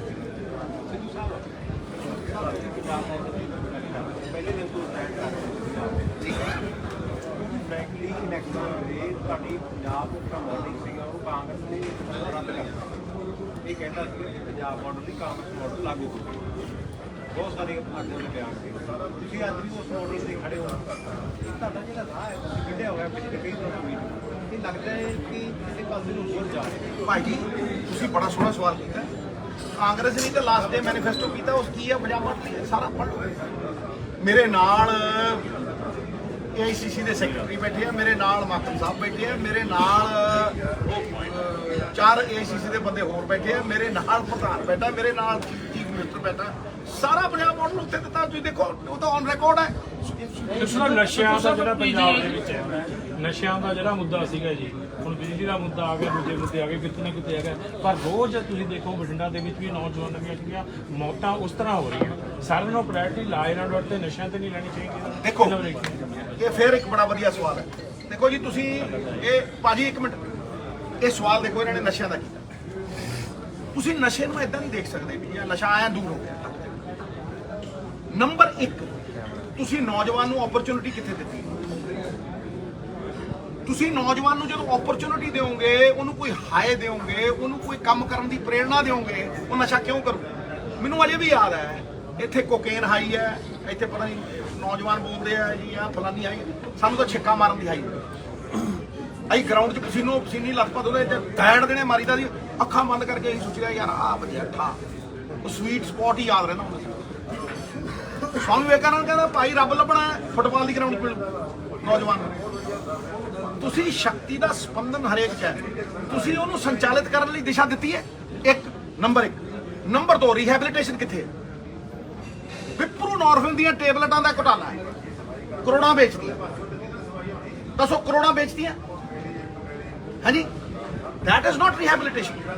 ਵਿਪਰੂ ਨੋਰਫਿਨ ਨਾਲ ਕੋਈ ਰੀਹੈਬਿਲਿਟੇਸ਼ਨ ਭਾਈ ਕੰਸਲਟੈਂਸੀ ਹੁੰਦੀ ਹੈ, ਘੰਟਾ ਗੱਲਾਂ ਕਰਦੇ ਨੇ ਨਿਊਰੋਪੈਥਸ ਨਾਲ। ਉਸ ਤੋਂ ਬਾਅਦ ਨਸ਼ੇ ਚੋਂ ਨਿਕਲਣ ਦੇ ਲਈ ਘੱਟ ਤੋਂ ਘੱਟ ਨਹੀਂ ਸਾਲ ਦਵਾਈਆਂ ਖਾ ਕੇ ਫਿਰ ਬੰਦਾ ਨਿਕਲਦਾ। ਨੰਬਰ 3 ਜੌਬ ਓਪਰਚੁਨਿਟੀਜ਼ ਕਿੱਥੋਂ ਆਉਂਦੀਆਂ? ਮੈਂ ਕਿਹਾ ਸੀ ਸਰਦਾਰ ਮਨਮੋਹਨ ਸਿੰਘ ਨੇ ਆ ਕਲਸਟਰ ਫਾਰਮ ਦੇ ਵਿੱਚ ਨੌਕਰੀਆਂ ਦਿੱਤੀਆਂ ਸੀ, ਅਸੀਂ ਕਲਸਟਰ ਬਣਾਵਾਂਗੇ। ਚੁੱਕ ਲਓ, ਮੇਰੇ ਘਰ ਦੀ ਥੋੜਾ ਨਾ, ਮੇਰਾ ਤਾਂ ਅਨੁਭਵ ਹੈ 18 ਸਾਲਾਂ ਦਾ। ਚੁੱਕ ਲਓ ਕਲਸਟਰਾਂ ਦੇ ਵਿੱਚ, ਦੇਖੋ ਕਿੰਨੀਆਂ ਨੌਕਰੀਆਂ ਠਾਂ ਕਰਦੀਆਂ। ਜਿਹੜੀ ਜਗ੍ਹਾ ਦੇ ਉੱਤੇ ਜੋ ਉਗਦਾ, ਜਿਹੜੀ ਜਗ੍ਹਾ ਦੇ ਵਿੱਚ ਜਿਹੜੀ ਐਕਸਪਰਟੀਜ਼ ਹੈ, ਇੱਥੇ ਕਪਾਹ ਹੈ, ਸਪਿਨਿੰਗ ਮਿਲਾਂ ਲਾਓ, ਕਲਸਟਰ ਫਾਰਮੇਸ਼ਨ ਕਰੋ। ਔਰ ਨੌਜਵਾਨਾਂ ਨੂੰ ਪੌਣੇ ਘੰਟੇ ਦਾ ਸੰਬੋਧਨ ਹੈ, ਚੱਕੋ ਟਵਿੱਟਰ ਦੇ ਉੱਤੇ ਦੇਖੋ 45 ਮਿੰਟ ਦਾ, ਉਹ ਇੱਕ ਸੋਲੂਸ਼ਨ ਹੈ ਉਹਦੇ 'ਚ। ਲੇਕਿਨ ਪੋਲੀਟੀਕਲ ਵਿਲ ਚਾਹੀਦੀ ਹੈ, ਨੰਬਰ 1। ਨੰਬਰ 2 ਐਡਮਿਨਿਸਟ੍ਰੇਟਿਵ ਪਾਵਰ ਚਾਹੀਦੀ ਹੈ। ਸਾਨੂੰ ਤਾਂ ਪ੍ਰਧਾਨ ਹੋਣ ਦੇ ਨਾਤੇ ਬੰਦਾ ਨਹੀਂ ਲਾਣ ਦਿੱਤਾ। 3 ਮਹੀਨੇ ਅਸਤੀਫਾ ਦੇ ਹੀ ਰੱਖਿਆ ਵੀ ਭਾਈ ਡੀਜੀਪੀ ਬਦਲੋ, ਤੇ ਲੜਾਈਆਂ ਬੜੀਆਂ ਲੜੀਆਂ। ਕਿਹੜੀ ਉਹਦੇ ਦੀ ਲੜਾਈ ਲੜੀ? ਹੁਣ ਅੱਜ ਕਿਹੜੇ ਉਹਦੇ ਲਈ ਲੜ ਰਿਹਾ ਮੈਂ? ਨਸ਼ਿਆਂ ਦੇ ਮਾਮਲੇ ਦੇ ਉੱਤੇ ਤੁਸੀਂ ਗੱਲ ਕਰ ਰਹੇ ਹੋ, ਅੱਜ ਪੀਜੀਆਈ ਦੀ ਰਿਪੋਰਟ ਆਈ ਹੈ। ਮੈਂ 3 ਗੱਲਾਂ ਕਹੀਆਂ ਸਰ। ਪੀਜੀਆਈ ਦੀ ਰਿਪੋਰਟ ਆਈ ਹੈ, 16% ਪੰਜਾਬ ਦੇ ਜਿਹੜੇ ਯੂਥ ਹੈ ਉਹ ਡਰੱਗ ਐਡਿਕਟ ਹੈ। ਦੁਨੀਆ ਦੇ ਵਿੱਚ 2% ਤੋਂ ਵੱਧ ਨਹੀਂ, ਹਰ 7ਵਾਂ ਪੰਜਾਬੀ ਪੀਜੀਆਈ ਕਹਿ ਰਿਹਾ ਡਰੱਗ ਐਡਿਕਟ ਹੈ। ਤੁਹਾਨੂੰ ਲੱਗਦਾ ਕਿ ਕੇਜਰੀਵਾਲ ਸਾਹਿਬ ਨੇ ਗੰਦਾ ਦਾ ਕੜਾਹ ਬਹੁਤ ਵੇਚਿਆ ਹੈਗਾ? ਤੁਹਾਨੂੰ ਲੱਗਦਾ ਕਿ ਇਨ ਫੈਕਟ ਇੱਥੇ ਹੁਣ ਗੰਦਾ ਦੇ ਕੜਾਹ ਦੀ ਨਹੀਂ, ਸੱਚ ਦੇ ਵਿੱਚ ਪ੍ਰੈਕਟੀਕਲੀ ਕੁਝ ਕਰਨ ਦੀ ਜ਼ਰੂਰਤ ਹੈ? ਸਰ, ਹਰ 5 ਪਿੰਡਾਂ ਦੇ ਵਿੱਚ ਖੇਡਾਂ ਦਾ ਇੱਕ ਓਪਰਚੁਨਿਟੀ ਹੋਣੀ ਚਾਹੀਦੀ ਹੈ। ਤੁਸੀਂ ਜ਼ਮੀਨਾਂ ਦੱਬੀਆਂ ਹੋਈਆਂ ਨੇ ਜਿਹੜੀਆਂ, ਵੈਸੇ ਵੀ ਸ਼ਾਮਲਾਟ ਦੀਆਂ ਜ਼ਮੀਨਾਂ ਨੇ, ਤੁਸੀਂ ਉੱਥੇ ਬੈਡਮਿੰਟਨ ਕੋਰਟ ਤੇ ਲਾਈ ਸਕਦੇ ਹੋ, ਬਾਸਕਟਬਾਲ ਕੋਰਟ ਤਾਂ ਲਾਈ ਸਕਦੇ ਹੋ, ਹੋਰ ਨਹੀਂ ਛੱਡੋ ਖਾੜਾ ਪੱਟ ਸਕਦੇ ਹੋ, ਕੌਡੀ ਮਹਾਰਾਜ। ਤੁਸੀਂ ਉਹ ਸਪੋਰਟਿੰਗ ਓਪਰਚੁਨਿਟੀ ਦਿਓ, ਪਹਿਲੀ ਗੱਲ। ਨੰਬਰ 2 ਤੁਸੀਂ ਓਪਰਚੁਨਿਟੀ ਦਿਓ ਜੌਬਸ ਦੀ। ਨੰਬਰ 3 ਰੀਹੈਬਿਲਿਟੇਸ਼ਨ ਦੀ। ਨੰਬਰ 4 ਮੈਂ ਜਿਹੜੀਆਂ ਗੱਲਾਂ ਕਰਦਾ ਕਲਸਟਰ ਫਾਰਮ ਦੇ ਵਿੱਚ ਜੌਬਸ ਦਿਓ ਨੌਜਵਾਨਾਂ ਨੂੰ। ਕਿੱਥੇ ਓਪਰਚੁਨਿਟੀ? ਕੋਈ ਵੀ talent is nothing without opportunity Sahib. therefore ਨਸ਼ੇ ਨੂੰ ਸਿਰਫ ਇਦਾਂ ਹੀ ਨਾ ਦੇਖੋ ਵੱਡੀ ਖੋਲ ਕੇ ਨਸ਼ੇ ਰੋਕਦੇ ਆ, ਇਹਨੂੰ 3-4 ਪ੍ਰੋਂਗਡ ਤਰੀਕੇ ਦੇ ਨਾਲ ਤੁਸੀਂ ਦੇਖੋਗੇ ਤੇ ਫਿਰ ਨਸ਼ਾ। ਕਿੰਨੇ ਰੀਹੈਬਿਲਿਟੇਸ਼ਨ ਸੈਂਟਰ ਨੇ ਸਰ ਜਿਹੜੇ ਪੰਜਾਬ ਚੱਲਦੇ ਆ? ਕਹੋ। ਤੇ ਕਿੰਨੇ ਸਪੋਰਟਿੰਗ ਸੈਂਟਰਸ ਨੇ ਆਫ ਐਕਸਲੈਂਸ? ਕਿੰਨੇ ਇਹੋ ਜਿਹੇ ਥਾਂ ਨੇ? ਇਸ ਕਰਕੇ ਇਹ ਹੋਲਿਸਟਿਕ ਅਪਰੋਚ ਹੈ, ਬਟ ਇਹਦੇ ਲਈ ਵੀ ਫੰਡਸ ਦੀ ਲੋੜ ਹੈ। ਨੈਕਸਟ ਵਨ ਸਰ, SYL ਦੇ ਮੁੱਦੇ ਤੇ ਲੈ ਕੇ ਸੁਸ਼ੀਲ ਗੁਪਤਾ ਜੋ ਹਰਿਆਣਾ ਦੇ ਪ੍ਰਭਾਰੀ ਵੀ ਹੈ, ਰਾਜ ਸਭਾ ਸੰਸਦ ਨੇ, ਉਹਨਾਂ ਦਾ ਵੱਡੀ ਸਟੇਟਮੈਂਟ ਆਈ ਹੈ ਕਿ ਹਾਲੇ ਤੱਕ ਨਾ ਤਾਂ ਪ੍ਰਦੇਸ਼ ਜਿਹੜੀ ਸਰਕਾਰ ਹੈ ਉਹਨਾਂ ਨੇ ਨਾ ਕੇਂਦਰ ਸਰਕਾਰ ਨੇ ਪਿੰਡਾਂ ਦੇ ਵਿੱਚ ਪਾਣੀ ਪਹੁੰਚਾਇਆ ਹਰਿਆਣਾ ਦੇ। ਅਸੀਂ ਪਹੁੰਚਾਵਾਂਗੇ। ਦੇਖੋ ਮੇਰੀ ਇੱਕ ਗੱਲ ਨੂੰ ਧਿਆਨ ਨਾਲ ਸਮਝ ਲਓ, ਪੰਜਾਬ ਕੋਲ ਪਾਣੀ ਹੋਏ, ਜੇ ਪੰਜਾਬ ਕੋਲ ਆਪਣੀ ਜ਼ਰੂਰਤ ਲਈ ਪਾਣੀ ਹੈ ਤੇ ਤੂੰ ਇਹਨੂੰ ਕਿਵੇਂ ਦੇ ਦੀ? ਨੰਬਰ 2 ਜੇ ਅੱਜ ਦੀ ਗੱਲ ਹੈ ਨਾ, ਜਿਹੜੀ ਇਹ ਟਿਊਬਵੈਲਾਂ ਵਾਲੀ ਪ੍ਰੋਬਲਮ ਹੈ, ਡਾਰਕ ਜ਼ੋਨ ਬਣ ਰਹੀ ਹੈ, ਇਹਦਾ ਜੇ ਅਸਲੀ ਕੋਈ ਸੋਲੂਸ਼ਨ ਹੈ ਤੇ ਨਹਿਰੀ ਪਾਣੀ ਹੈ ਖੇਤਾਂ 'ਚ। ਤੇ ਭਾਈ ਮੈਂ ਉਹ ਦਿਨ ਦੇਖਿਆ ਵੀ ਮੇਰਾ ਦੋਸਤ ਹੁੰਦਾ ਸੀ, ਉਹਦਾ ਫਾਦਰ ਚੀਫ ਇੰਜੀਨੀਅਰ ਹੁੰਦਾ ਸੀ ਭਗਤ ਸਿੰਘ ਸੰਧੂ। ਮੈਂ ਉਹਦੀ ਗੱਡੀ 'ਚ ਬੈਠ ਕੇ ਜਾਂਦਾ, ਟੇਲ ਤੱਕ ਪਾਣੀ ਜਾਂਦਾ ਹੁੰਦਾ ਸੀ। ਉਹ ਐਂਡ ਦੇ ਵਿੱਚ ਜਾ ਕੇ ਜਦੋਂ ਟੇਲ ਦੇ ਐਂਡ ਤੇ ਜਾਂਦੇ ਹੁੰਦੇ ਨਾ, ਔਰ ਉਹ ਰੈਸਟ ਹਾਊਸ ਜਿਹਨਾਂ ਕਦੀ ਠਹਿਰਦੇ ਹੁੰਦੇ ਸਭ ਵਿਕੇ, ਸਭ ਵੇਚਦੇ। ਮੈਂ ਨਾਂ ਨਹੀਂ ਲੈਣਾ ਕਿਹਨੇ ਵੇਚਦੇ, ਤੁਹਾਨੂੰ ਪਤਾ ਕਿਹਨੇ ਵੇਚਦੇ, ਠੀਕ ਹੈ? ਕੌਡੀਆਂ ਦੇ ਭਾਅ ਉੱਥੇ ਦੀ ਠਹਿਰਦੇ ਹੁੰਦੇ, ਐਂਡ ਤੱਕ ਟੇਲ ਦੇ ਪਾਣੀ ਜਾਂਦਾ ਹੁੰਦਾ ਸੀ। ਹੁਣ ਮੋਗੇ ਕਬਜ਼ੇ ਕੀਤੇ ਹੋਏ, ਕਿੱਥੇ ਨਾ ਨਹੀਂ ਪਾਣੀ ਸਿੱਧੂ ਸਾਹਿਬ। ਇਸ ਕਰਕੇ ਪੰਜਾਬ ਦੇ ਪਾਣੀਆਂ ਨੂੰ ਅਗਰ ਤੁਸੀਂ ਦੇਖਣਾ ਹੈ ਤੇ ਉਹਨਾਂ ਨੂੰ ਪੰਜਾਬ ਦੇ ਲਈ ਅਸੀਂ ਕਿਸ ਤਰ੍ਹਾਂ ਇਸਤੇਮਾਲ ਕਰ ਸਕਦੇ ਹਾਂ। ਜੇ ਕਿਸੇ ਨੇ ਲੈਣਾ ਤੇ ਰਾਇਲਟੀ ਦੇਵੇ। ਸਿੱਧੂ ਸਾਹਿਬ, ਹਾਂਜੀ ਸਿੱਧੂ ਸਾਹਿਬ, ਜਿੰਨੀਆਂ ਵੀ ਹੁਣ ਤੱਕ ਤੁਹਾਡੀਆਂ ਪੰਜਾਬ 'ਚ ਮੀਟਿੰਗਾਂ ਹੋਈਆਂ ਕਾਂਗਰਸ ਲੀਡਰਸ਼ਿਪ ਨਾਲ ਜਾਂ MLA ਨਾਲ, ਇਸ ਤੋਂ ਲੈ ਕੇ ਹੁਣ ਅਗਲਾ ਪੜਾਅ ਤੁਹਾਡਾ ਕੀ ਹੋਊਗਾ? ਕੋਈ ਪੰਜਾਬ ਲੈਵਲ ਤੇ ਕੋਈ ਵੱਡਾ ਕੱਟ ਜਾਂ ਹਾਈ ਕਮਾਂਡ ਨੂੰ ਮਿਲਣਾ? ਅਸੀਂ ਸਰ ਪਹਿਲਾਂ 50-50, 100-100 ਜਿਵੇਂ ਤੁਸੀਂ ਅੱਜ ਦੇਖਿਆ ਮੋਤਬਰ ਬੰਦਿਆਂ ਨਾਲ ਮਿਲਾਂ, ਜੀ ਫਿਰ ਅਸੀਂ ਵਰਕਰ ਮੀਟਿੰਗਾਂ ਕਰਾਂਗੇ। ਨੈਕਸਟ ਗੇੜਾ ਜਿਹੜਾ ਅਗਲਾ ਆਊਗਾ ਉਹ ਵਰਕਰ ਮੀਟਿੰਗ ਹੋਏਗੀ 500 ਦੀ 400 ਦੀ ਹਰ ਥਾਂ ਤੇ। ਅਸੀਂ ਵਰਕਰ ਮਰ ਨਹੀਂ ਦੇਣਾ ਸਾਹਿਬ। ਇਹ ਤੇ ਕੁਕੜੀ ਦੇ ਫੰਗਾਂ ਵਾਂਗ ਖਿਲਰ ਜਾਣਗੇ, ਮੈਨੂੰ ਪਤਾ ਹੈ ਕਿਵੇਂ ਖਿਲਰਨਗੇ ਇਹ, ਮੈਨੂੰ ਪਤਾ ਹੈ। ਮੈਂ ਜਾਣਦਾ ਇਹਨਾਂ ਦੇ ਪੱਲੇ ਹੀ ਕੱਖ ਨਹੀਂ। ਲੋਕ ਤੇ ਇਹ ਕਹਿੰਦੇ ਇਹਨਾਂ ਦੇ ਵੱਸਦੀ ਨਹੀਂ, ਮੈਂ ਵੀ ਕਹਿੰਦਾ, ਲੇਕਿਨ ਅਸੀਂ ਮੌਕਾ ਦੇਵਾਂਗੇ। ਐਜ਼ ਐਨ ਆਪੋਜੀਸ਼ਨ ਅਸੀਂ ਸਨਮਾਨ ਕਰਾਂਗੇ, ਅਸੀਂ ਹਰ ਤਰ੍ਹਾਂ ਸਹਿਯੋਗ ਕਰਾਂਗੇ। ਇਸ ਕਰਕੇ ਪਹਿਲਾ ਕੰਮ ਇਹ ਹੈ ਵੀ 100-200 ਬੰਦਿਆਂ ਨਾਲ ਮੁਲਾਕਾਤ ਆ। ਦੇਖੋ ਪਤਵੰਤੇ ਸੱਜਣ ਨੇ, ਕੋਈ MP ਹੈ, ਕੋਈ MLA ਹੈ, ਕੋਈ ਕੁਛ ਹੈ, ਕੋਈ ਕੁਛ, ਠੀਕ ਹੈ, ਔਰ ਸਾਰੇ ਹੀ ਸਿਆਣੇ ਨੇ। ਉਸ ਤੋਂ ਬਾਅਦ ਅਸੀਂ ਵਰਕਰ ਮੀਟਿੰਗ ਕਰਾਂਗੇ 500 ਦੀ। ਤੇ ਮਹਾਰਾਜ ਜਦੋਂ ਥੋੜੀ ਜਿਹੀ ਠੰਡ ਆਈ, ਰੈਲੀਆਂ ਦੇਖਿਓ ਥਾੜ ਕਰਦੇ ਇਹ ਸਾਰੇ ਨਿਰਾਸ਼ ਨੇ ਜੀ ਕਾਂਗਰਸ ਲੀਡਰਸ਼ਿਪ ਤੋਂ। ਸਿੱਧੂ ਸਾਹਿਬ ਇਹ ਸਾਰੇ ਨਿਰਾਸ਼ ਵੀ ਨੇ ਜੀ ਕਾਂਗਰਸ ਲੀਡਰਸ਼ਿਪ ਤੋਂ। ਕਿਸੇ ਦੀ ਟਿਕਟ ਘਟਦੀ, ਕਿਸੇ ਨੂੰ ਨਹੀਂ ਦਿੱਤੀ, ਜਾਂ ਕਿਸੇ ਨਾਲ ਵਿਤਕਰੇਬਾਜ਼ੀ ਹੋਈ ਹੈ, ਉਸ ਦਾ ਫਿਰ ਕੀ? ਨਿਰਾਸ਼ਾ ਦੇ ਵਿੱਚ ਪ੍ਰਤੀਕਸ਼ਾ ਅੰਨੇ ਦੀ ਲਾਠੀ ਸਮਾਨ ਹੁੰਦੀ ਹੈ ਮਿੱਤਰਾ। ਸਬਰ ਰੱਖੀਏ, ਵੱਟ ਦਿਆਂਗੇ ਕੱਢ। ਕਿਤੇ ਨਹੀਂ ਕਾਂਗਰਸ ਹਾਰੀ ਹੈ, ਮਰੀ ਥੋੜਾ ਨਾ, ਬਰਫ਼ ਦੀ ਡਲੀ ਹੈ, ਕੋਈ ਪਿਘਲ ਜੂ। ਸਰ ਸਿਆਸੀ ਗੱਲਾਂ ਦੇ ਵਿੱਚ ਚਰਚਾ ਹੈ ਕਿ ਸੁਨੀਲ ਜਾਖੜ ਜੀ ਜਿਹੜਾ ਰਿਜ਼ਾਈਨ ਕਰ ਰਹੇ ਤੇ ਆਮ ਆਦਮੀ ਪਾਰਟੀ ਦੇ ਵਿੱਚ ਜਾ ਸਕਦੇ ਆ। ਮਿੱਤਰਾ ਉਹਨਾਂ ਦਾ ਘਰ ਦਾ ਐਡਰੈਸ ਦੇ ਦੇਣਾ, ਜਾ ਸਵਾਲ ਪੁੱਛ। ਤੁਸੀਂ ਵਰਕਰਾਂ ਦੀ ਮੀਟਿੰਗ ਦੀ ਗੱਲ ਕੋਈ ਯਾਰ ਸਿੱਧੂ ਨੂੰ ਕੱਚਾ ਸਮਝਿਆ। ਤੁਸੀਂ ਵਰਕਰਾਂ ਦੀ ਮੀਟਿੰਗ ਦੀ ਗੱਲ ਕੀਤੀ ਆ, ਪਰ ਇੱਥੇ ਅੱਜ ਬਠਿੰਡੇ ਦੀ ਜਿਹੜੀ ਲੋਕਲ ਲੀਡਰਸ਼ਿਪ ਵਗੈਰਾ ਹਾਜ਼ਰ ਮੈਂ ਕਹਿੰਦਾ ਮੇਰੀ ਗੱਲ ਸੁਣੋ, ਜਿਹੜੀ ਬਠਿੰਡੇ ਦੀ ਲੋਕਲ ਜਿਹੜਾ ਉਹ ਕਿਤੇ ਜਲੰਧਰ ਫਿਰਦੀ ਸੀ, ਕਦੇ ਕਿਤੇ ਫਿਰਦੀ ਹੈ, ਕਦੇ ਕਿਤੇ ਫਿਰਦੀ, ਉਹ ਕੰਮ ਕਰ ਰਹੀ ਹੈ ਨਾ ਕਾਂਗਰਸ ਲਈ। ਤੁਹਾਡਾ ਆਉਣ ਦਾ ਪਤਾ ਨਹੀਂ ਸੀ? ਮੇਰੀ ਗੱਲ ਨੂੰ ਸੁਣੋ, ਮੈਨੂੰ ਉਹਨਾਂ ਦੇ ਆਉਣ ਦਾ ਪਤਾ ਸੀ। ਮੈਂ ਫੋਨ ਤੇ ਗੱਲ ਕੀਤੀ, ਮੈਂ ਬੇਟਾ ਹੁਣੇ ਆ ਜਾ। ਨਹੀਂ ਸਾਰੇ ਤਾਂ ਨਹੀਂ ਗਏ ਹੋਣਗੇ ਯਾਰ ਦੇਖ ਮੇਰੀ ਗੱਲ, ਸਾਡਾ ਕੋਈ ਧੜਾ ਹੀ ਨਹੀਂ। ਸਾਰੇ ਕਾਂਗਰਸੀ ਅੱਡ ਅੱਡ ਕੰਮ ਕਰ ਰਹੇ ਨੇ। ਕੋਈ ਜ਼ਰੂਰੀ ਹੈ ਵੀ ਸਾਰੇ ਮੇਰੇ ਨਾਲ ਜਾਣ ਜਾਂ ਸਾਰੇ ਉਹਦੇ ਨਾਲ ਜਾਣ ਜਾਂ ਸਾਰੇ ਉਹਦੇ ਨਾਲ ਜਾਣ। ਅਸੀਂ ਕੰਮ ਕੀ ਕਰ ਰਹੇ ਹਾਂ? ਦੇਖ ਪੰਜਾਬ ਦੀ ਉਥਾਨ ਦੀ ਗੱਲ ਕਰ ਰਹੇ ਹਾਂ, ਲੋਕ ਮਸਲਿਆਂ ਦੀ ਗੱਲ ਕਰ ਰਹੇ ਹਾਂ। ਕੀ ਸਵਾਰਥ ਹੈ ਭਾਈ? ਇੱਕ ਮੰਚ ਤੇ ਵੀ ਇਕੱਠੇ ਹੋ ਸਕਦੇ। ਮੈਂ ਕਿਹਾ ਬਿਲਕੁਲ ਹੋਵਾਂਗੇ। ਕੌਣ ਨਹੀਂ ਇਕੱਠਾ ਹੋਊ? ਜਿੱਦਣ ਉਹਦੀ ਉਹ ਹੋਊਗੀ ਮੈਂ ਸਭ ਤੋਂ ਅੱਗੇ ਖੜਾ ਹੂੰ। ਸਿੱਧੂ ਸਾਹਿਬ ਜਿੱਦਣ ਇਲੈਕਸ਼ਨ ਸੀ ਉਹਦੀ, ਕੌਣ ਖੜਾ ਸੀ ਇੱਥੇ 75-25 ਵਾਲੀ ਚ? ਇਹ ਜਵਾਬ ਮਿੱਤਰਾ ਪੁੱਛਦਾ ਹੀ ਜਾਣਦਾ ਕਿ ਦੇਣਾ ਜਾਣਦਾ ਹੈ। ਤੇ ਉਹਦੇ ਲਈ ਮੇਰਾ ਮੰਤਰਾਲਾ ਚਲਾ ਗਿਆ ਸੀ। ਸਿੱਧੂ ਸਾਹਿਬ ਇਹ ਬੋਲਿਆ ਵੀ ਨਹੀਂ ਸੀ, ਫਿਰ ਵੀ ਖੜਾ ਰਿਹਾ ਸਿੱਧੂ। ਇਹ ਵੱਡਾ ਬਲਦਾਨ ਹੈ। ਫਿਰ ਸਿੱਧੂ ਸਾਹਿਬ ਤੁਸੀਂ 75-25 ਦੀ ਗੱਲ ਕੀਤੀ ਹੈ, ਮੈਂ ਚਲੋ ਹੁਣ ਉਹਨੂੰ ਲਾ ਦਿਓ, ਜੇ ਚਲੀ ਗਈ ਉਹ 75-25 ਹੁਣ ਤਾਂ 100% ਖੜਾ ਇੱਥੇ। ਬਠਿੰਡੇ ਦਾ ਸਾਹਿਬ ਸਿੱਧੂ ਸਾਹਿਬ ਇੱਕ ਬਠਿੰਡੇ ਦਾ ਇੱਕ ਸਵਾਲ ਹੈ। ਜਦੋਂ ਤੁਸੀਂ 75-25 ਤੋਂ ਗੱਲ ਕੀਤੀ, ਸਾਰੇ ਹੀ ਚਲੇ ਗਏ। ਇੱਕ ਤੁਹਾਡੇ ਜਿਹੜੇ ਪੰਜਾਬ ਕਾਂਗਰਸ ਦੇ ਮੌਜੂਦਾ ਪ੍ਰਧਾਨ ਆ, ਤੁਹਾਡਾ ਕੋਈ ਸਪਸ਼ਟ ਜਵਾਬ ਨਹੀਂ, ਕੋਈ ਦਾ ਵੀ ਸਵਾਲ ਦਾ ਸਪਸ਼ਟ ਜਵਾਬ ਨਹੀਂ ਦੀ ਕੋਸ਼ਿਸ਼ ਕਰੋ। ਕਿਉਂਕਿ ਰਾਜਾ ਵੜਿੰਗ ਨੇ ਵੀ ਆਖਿਆ, ਰਵਿੰਦਰ ਲਾਡੀ ਤੁਹਾਡੇ ਨਾਲ ਬੈਠੇ, ਇਹਨਾਂ ਨੇ ਵੀ ਆਖਿਆ, ਈਵਨ ਸ਼੍ਰੋਮਣੀ ਅਕਾਲੀ ਦਲ ਦਾ ਜਿਹੜਾ ਕੈਂਡੀਡੇਟ ਸੀ ਉਹਨੇ ਵੀ ਕਹਿਤਾ ਵੀ ਤਾਇਆ ਭਤੀਜਾ ਰਲੇ ਹੋਏ ਸੀਗੇ। ਤੁਹਾਡਾ ਕੀ ਕਹਿਣਾ ਤੇ ਟਿੱਪਣੀ ਕੀ? ਦੇਖੋ ਮੇਰਾ ਕੀ ਕਹਿਣਾ, ਲੋਕਾਂ ਨੇ ਬੀਜ ਤੇ ਕੁਛ ਲੱਗਦਾ ਸੀ ਤੁਹਾਨੂੰ ਪਹਿਲਾਂ ਨਾਲ? ਦੇਖੋ ਮੇਰੀ ਇੱਕ ਗੱਲ ਨੂੰ ਸਮਝੋ, ਮੇਰੇ ਕਹਿਣ ਦਾ ਕੋਈ ਫਰਕ ਨਹੀਂ ਪੈਂਦਾ। ਬਹੁਤ ਫਰਕ ਨਹੀਂ, ਸੁਣੋ ਪੋਲਿਟਿਕਸ ਦੇ ਵਿੱਚ ਕਿਸੇ ਲੀਡਰ ਦੇ ਕਹਿਣ ਦਾ ਤਦ ਫਰਕ ਪੈਂਦਾ ਜੇ ਲੋਕ ਉਹਦੇ ਤੇ ਅਮਲ ਕਰਨ। ਅਸਲ ਦੇ ਵਿੱਚ ਅਸਲੀ ਤਾਕਤ ਜਿਹੜੀ ਹੈ ਨਾ, ਲੋਕ ਸਮਝਦੇ ਨਹੀਂ। ਅਸਲੀ ਤਾਕਤ ਤੇ ਲੋਕਾਂ ਦੀ ਹੈ। ਫੈਸਲਾ ਕਿਹਨੇ ਕਰਨਾ ਹੈ, ਕਰਵਾਉਣਾ ਕਿਹਨੇ ਹੈ, ਉਹ ਪੰਜਾਬ ਦੇ ਲੋਕਾਂ ਨੇ ਕਰਵਾਉਣਾ। ਮੈਂ ਤੇ ਕਹਿ ਸਕਦਾ ਸੀ, ਔਰ ਮੈਂ ਬੜੀ ਟੰਕੇ ਦੀ ਚੋਟ ਦੇ ਉੱਤੇ ਕਿਹਾ। ਉਹ ਕਹਿਣ ਦੀ ਤਾਕਤ ਮੇਰੀ ਕੀ ਹੈ? ਇਮਾਨਦਾਰੀ। ਵੀ ਮੇਰੇ ਲਈ ਰਾਜਨੀਤੀ ਧੰਦਾ ਨਹੀਂ, ਨਾ ਮੇਰੀ ਖੱਡ ਚੱਲੇ, ਨਾ ਮੇਰਾ ਕੋਈ ਬਿਜ਼ਨਸ। ਮੈਂ ਤੇ ਪੱਲਿਓਂ ਲਾਏ। ਆ ਹੁਣ ਦੇਖ ਲਓ ਕਣਕ ਫੂਕੀ ਹੈ। ਮੈਂ ਜਦੋਂ ਮੇਰੇ ਕੋਲ ਪਏ ਹੁੰਦੇ ਮੈਂ 35 ਲੱਖ ਦੇ ਆਇਆ ਸੀ। 1.25 ਕਰੋੜ ਰੁਪਏ ਦੇ, ਦੱਸੋ ਕੋਈ ਬੰਦਾ ਹੈ? ਅੱਛਾ ਪਾਰਟੀ ਬਦਲੀ ਤੇ ਰਾਜ ਸਭਾ ਛੱਡ ਕੇ ਕੋਈ ਲੈਣ ਥੋੜਾ ਨਾ ਆਏ ਸੀ, ਦੱਸੋ। ਇਸ ਕਰਕੇ ਅੱਜ ਵੀ ਇਹ ਸਾਰੇ ਬੰਦੇ, ਕਾਲੜਾ ਸਾਹਿਬ ਥੋੜਾ ਲੇਟ ਆਏ ਆ, ਇਹ ਸਾਰੇ ਬੰਦੇ ਅੱਜ 20-25 MLA ਹੈ ਇੱਥੇ ਜਿਹੜੇ MLA ਦੇ ਇਲੈਕਸ਼ਨ, ਇਹ ਸਾਰੇ ਬੰਦੇ ਪੰਜਾਬ ਖਾਤਰ ਖੜੇ ਆ। ਤੇ ਜੇ ਅਸੀਂ ਪੰਜਾਬ ਖਾਤਰ ਖੜਾਂਗੇ ਤਾਂ ਹੀ ਸੱਤਾ ਲੈ ਸਕਦੇ। ਸੱਤਾ ਲੈਣ ਲਈ ਨਹੀਂ ਖੜੇ। ਸੱਤਾ ਲੋਕਾਂ ਦੀ ਜ਼ਿੰਦਗੀ ਬਦਲਣ ਲਈ, ਗੱਪਾਂ ਮਾਰਨ ਲਈ ਨਹੀਂ, ਗੱਲਾਂ ਦੇ ਕੜਾ ਲਈ।